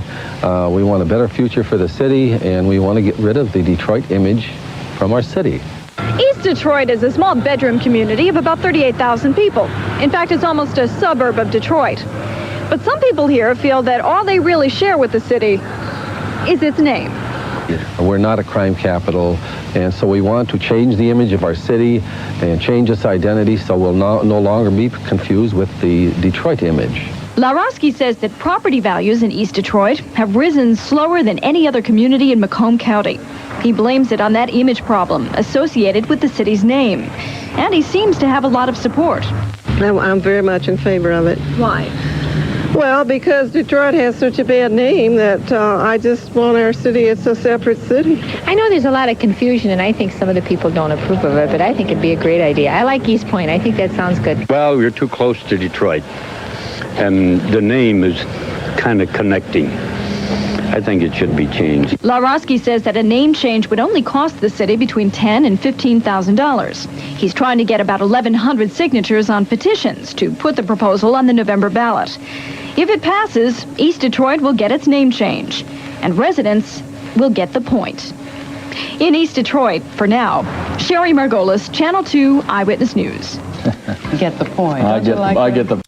Yeah, man. And if you notice, man, there's that subtle fucking thinly veiled racism right there, man. There's this need for a certain segment of the population. And it didn't surprise me that East Point was in Macomb County. I was like, oh yeah, because Macomb County, even if you go to Macomb County now, that is Trump country, right? It doesn't surprise me even now, right? But when I saw this story about these folks who were really adamant about separating themselves from the city of Baton Rouge. I don't know why, and I don't know why this story clicked in my head, but I was like, yo, that sounds familiar to me. And so, yeah, man, I just hope that in the city of Baton Rouge that they are able to, to kind of make up for more than anything, the financial loss that they would, the hole that they would get in their tax base because of the secession of now St. George leaving the city. Because I think that in large part, man, like it's hard for cities to be able to kind of fill in these holes when they have such budget shortfalls, especially when you had X amount of dollars coming in for said city to pay for city services, and now you got a part of the city that is like, yeah, we don't want to be a part of y'all no more. Where do you get their money from now? So yeah, we got that going on. Another story that we have going on. Yeah, this shit happened, and I think this is fucked up. But there are 3 women in the state of New Mexico who unfortunately have contracted the HIV virus while having a what they call this, a vampire facial performed at a spa. Yeah, man, this is some scary shit. So we get this story here. This comes out of businessinsider.com. And wait. Well, I'll be goddamn. I'm not gonna do this story. I'm not gonna do this. This isn't the story that actually happened recently. I'm looking at the date on this shit. This shit happened in July 17th, 2007. Yeah, so doing that story would be like, nah, this ain't something that happened recently, man. So yeah, we're gonna get this up out of here. This is some bullshit. My apologies, y'all. My apologies. I try to keep it tight, but yeah, every now and again, man, some bullshit slips through. But while we're talking about bullshit slipping through, how about Confederate Heritage Month in Alabama, y'all? That's the dumbest thing I've ever heard in my life. There's no wonder you get D's and everything. I mean, I ain't getting no D, but apparently they need to be giving some D's to the governor of the state of Alabama, because this motherfucker has deemed this the month of April Confederate Heritage Month. And I believe the governor there down there, his name is Tate Reeves. But we're going to read a little bit here from the Mississippi Free Press. It says Mississippi Governor Tate Reeves declared April 2024 as Confederate Heritage Month in Mississippi, keeping alive a 31-year-old tradition that began in 1993. 1993 is when they first started doing this shit, huh? It says the Biloxi, Mississippi, the museum and historic home of Confederate President Jefferson Davis announced a proclamation in a Facebook post on Friday, April 12th. That don't make sense. Okay. Whereas as we honor all who lost their lives in this war, it is important for all Americans to reflect upon our nation's past, to gain insight from our mistakes and successes, and to come to a full understanding that the lessons learned yesterday and today will carry us through tomorrow if we carefully and earnestly strive to understand and appreciate our heritage and our opportunities which lie before us, says the governor's proclamation, which is dated April 12th. Now, therefore, I, Tate Reeves, governor of the state of Mississippi, hereby proclaim the month of April 2024 as Confederate Heritage Month in the state of Mississippi. Beauvoir is owned and operated by the Sons of Confederate Veterans, a neo-Confederate organization that promotes lost cause ideology, a revisionist history that whitewashes the Confederacy's racist past and downplays the role of slavery in the Civil War. Beauvoir annually receives $100,000 from the state of Mississippi for development and maintenance. Starting in 2016, Donna Ladd, then the editor of the Jackson Free Press and now the executive editor of the Mississippi Free Press, first reported on then Mississippi Governor Phil Bryant's Confederate Heritage Month proclamations. The Mississippi Free Press has reported on Reeves' annual proclamations as well as in 2020, 2021, 2022, and 2023. Now, here's the thing that I think is very interesting about Confederate Heritage Month.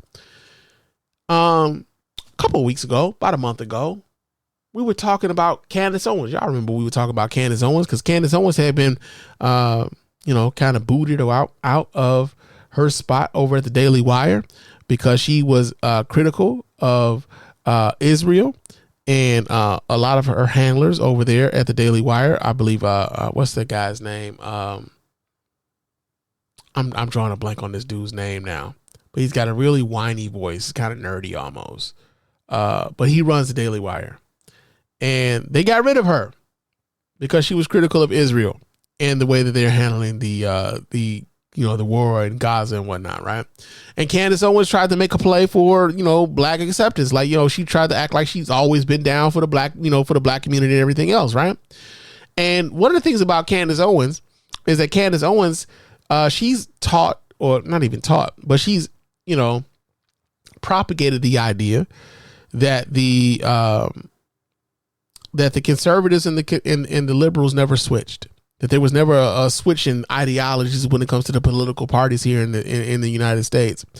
And many a time, if you ask a Republican right now, they will tell you, oh, well, Republicans are the ones that freed the slaves. Republicans is a party of Lincoln. Lincoln freed the slaves and all this other shit, right? But they will also tell you that the Democrats were the ones who were fighting against Lincoln. So how does it make sense to anybody with a functioning fucking brain that the Republicans of today are promoting a thing like Confederate Heritage Month? How does that make sense to anybody with a functioning brain? If the current Republican Party is seeking to let us know about the history of the Confederacy and talking about how it is heritage and not hate, that whole adage. It's heritage, it ain't hate. Yeah, that whole shit. How do you then, how do you reconcile that? How do you reconcile that is mostly Republicans who are adamantly fighting against the removal of Confederate monuments across the country?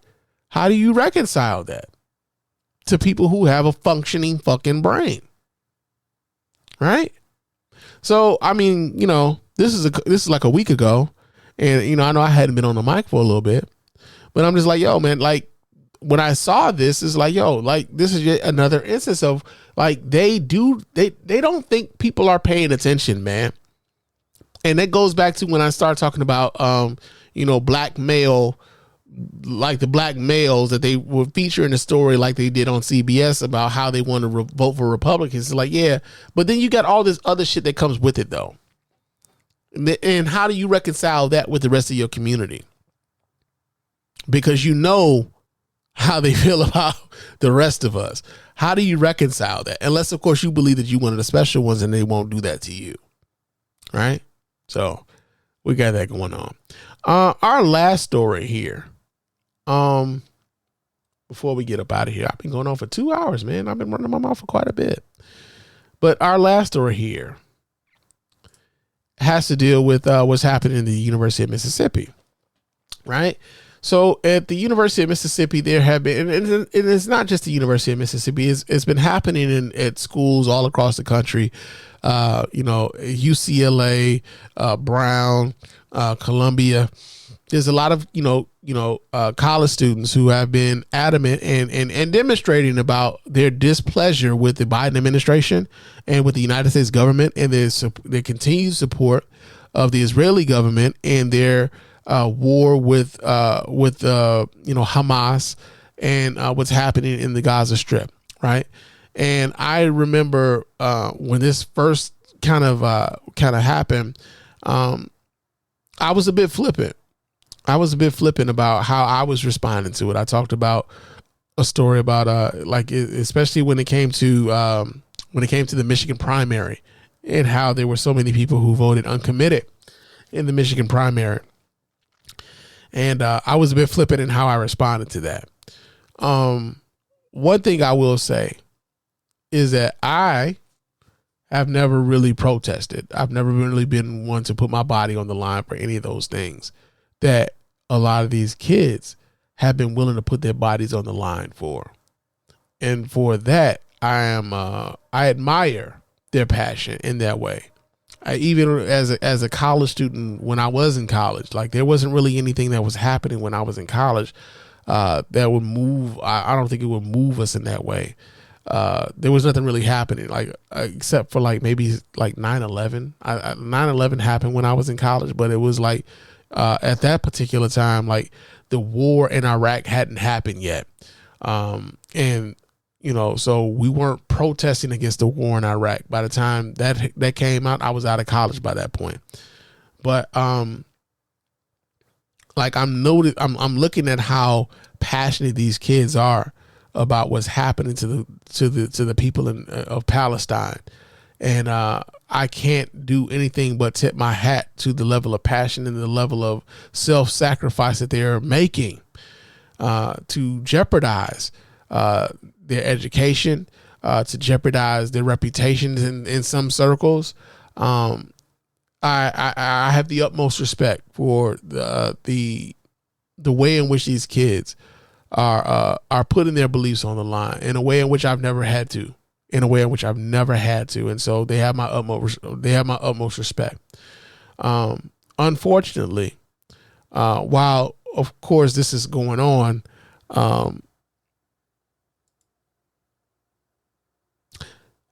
in Mississippi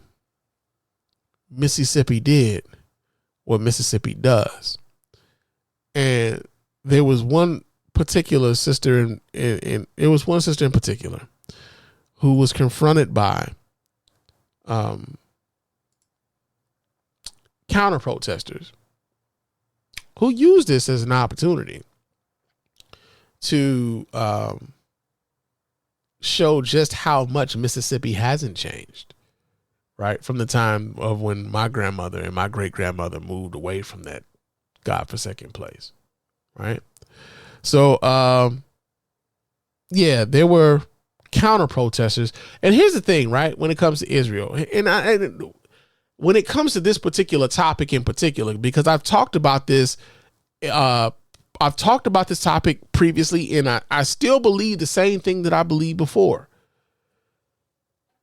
What happened on October 7th was wrong. It was wrong for Hamas to do what they did, and Israel also has a right to defend themselves. But also, there has been a disproportionate amount of force being meted out on Palestinians who had absolutely nothing to do with what happened on October 7th. Also, there has been this thing where folks are pushing the idea that any criticism of the Israeli government is anti-Semitic, as if you hate Jewish people because you disagree with how their government is conducting a war. That's bullshit. That is complete and utter bullshit. You can hate what happened on October 7th. You can also hate how the Israeli government has responded to October 7th. Those two things are not mutually exclusive. Unfortunately, in the political climate that we're in, people think that we can't hold two thoughts at the same time. So it's not lost on me when the folks who say that you cannot criticize the Israeli government on any measure are also completely okay with being racist towards their own countrymen right here in America. It's not lost on me. So I'm going to pull this video up so you guys can see what happened to this sister as she was a pro-Palestinian, sympathizer on the University of Mississippi's campus, and what some frat dudes, some white boys in Mississippi, how they responded to her while counter protesting in Mississippi. Let me pull this video up so you guys can watch right along with me. And we get the story here. This comes out of the Independent. But check this out, y'all.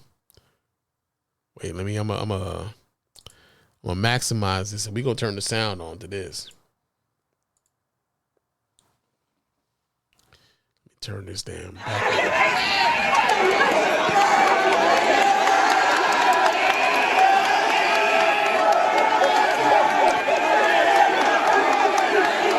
Now, also, remember when Colin Kaepernick was kneeling at the football games, and people were talking about how we kneel for the flag, we stand for the flag, and all this other shit, and how disrespectful it is for the flag, for him to be doing what he do. Why does this motherfucker have on a United States flag overall suit? How much respect does he really have? That's against the flag too, you stupid motherfucker, you. That's also against the flag. But like, they really be talking that shit. They don't really mean that shit, man.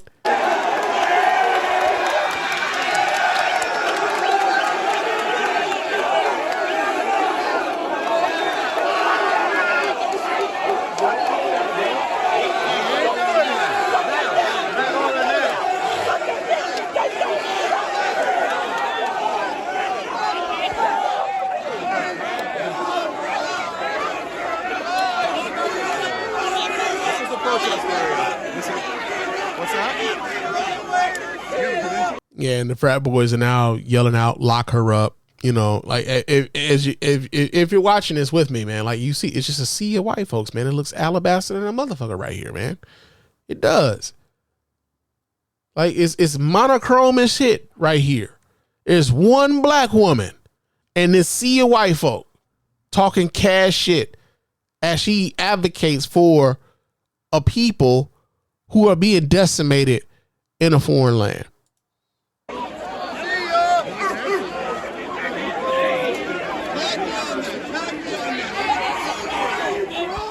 All right, that was one video. There's another one. Let me see if I can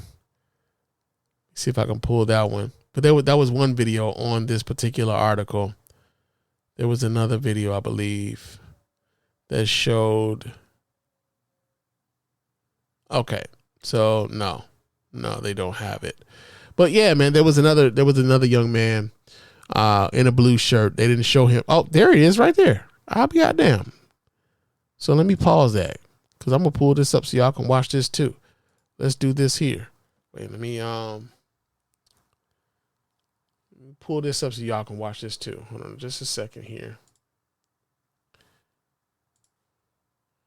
Wrong tab, Spann. All right, here we go. And yeah. So let me maximize that. Let's see what this goofy motherfucker is doing. Here we go.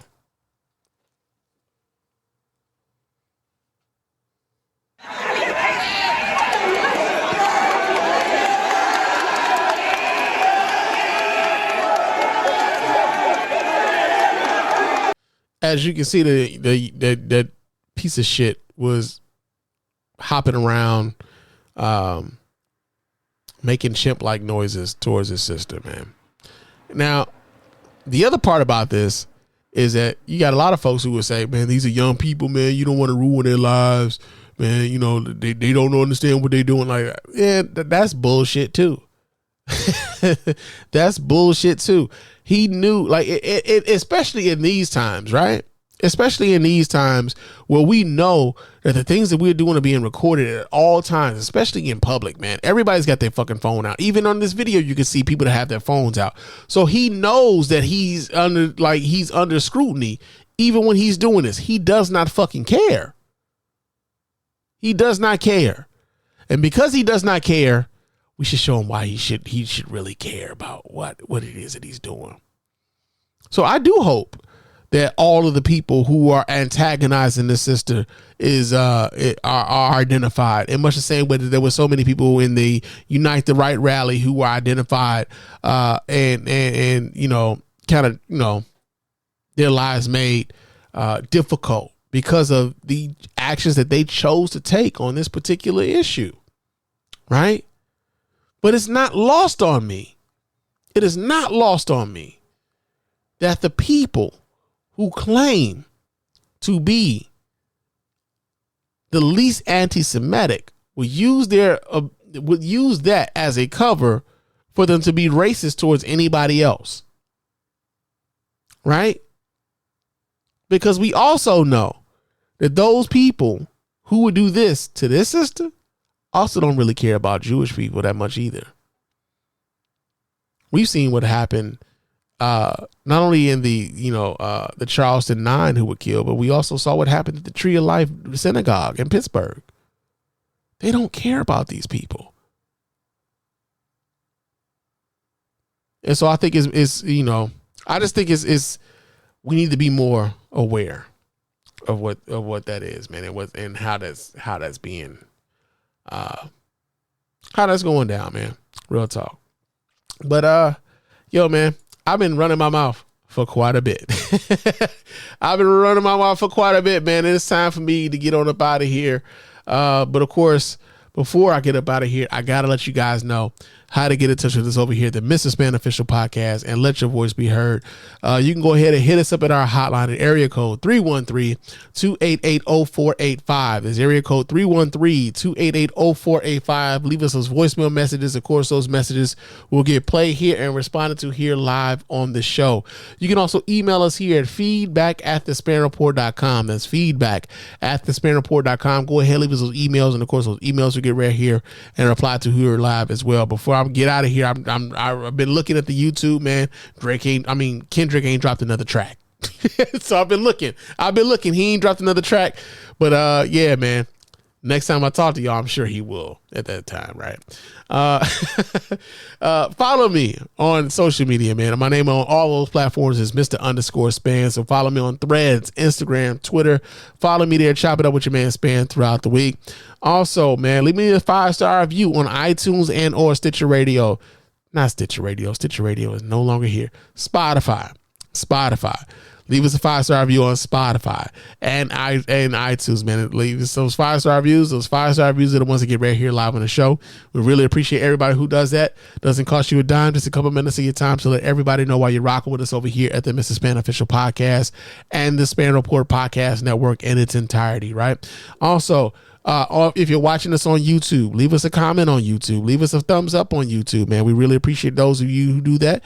Those comments to get read here on the show, and those thumbs up is highly appreciated. We really do hope that you guys would do that. Also, go to our website, www.thespannreport.com. You can go there and cop yourself some merch, man. Get yourself a t-shirt, get yourself a coffee mug, get yourself a hoodie, man. We got some stuff over there. It looks nice, and we really appreciate everybody who does that, because this show ain't free, man. I mean, it's free for y'all to watch right now, but it's free for y'all to watch because we pay money in order for us to do this, and your patronage in that way help us to continue to do this, man. Real talk. But yo, man, it is time for me to get on up out of here. I will talk to you guys again. Real soon. Like I anticipate me being able to do this again this weekend. Right? I anticipate that. I anticipate it. But I will talk to you guys again soon. But until next time, fam. Peace.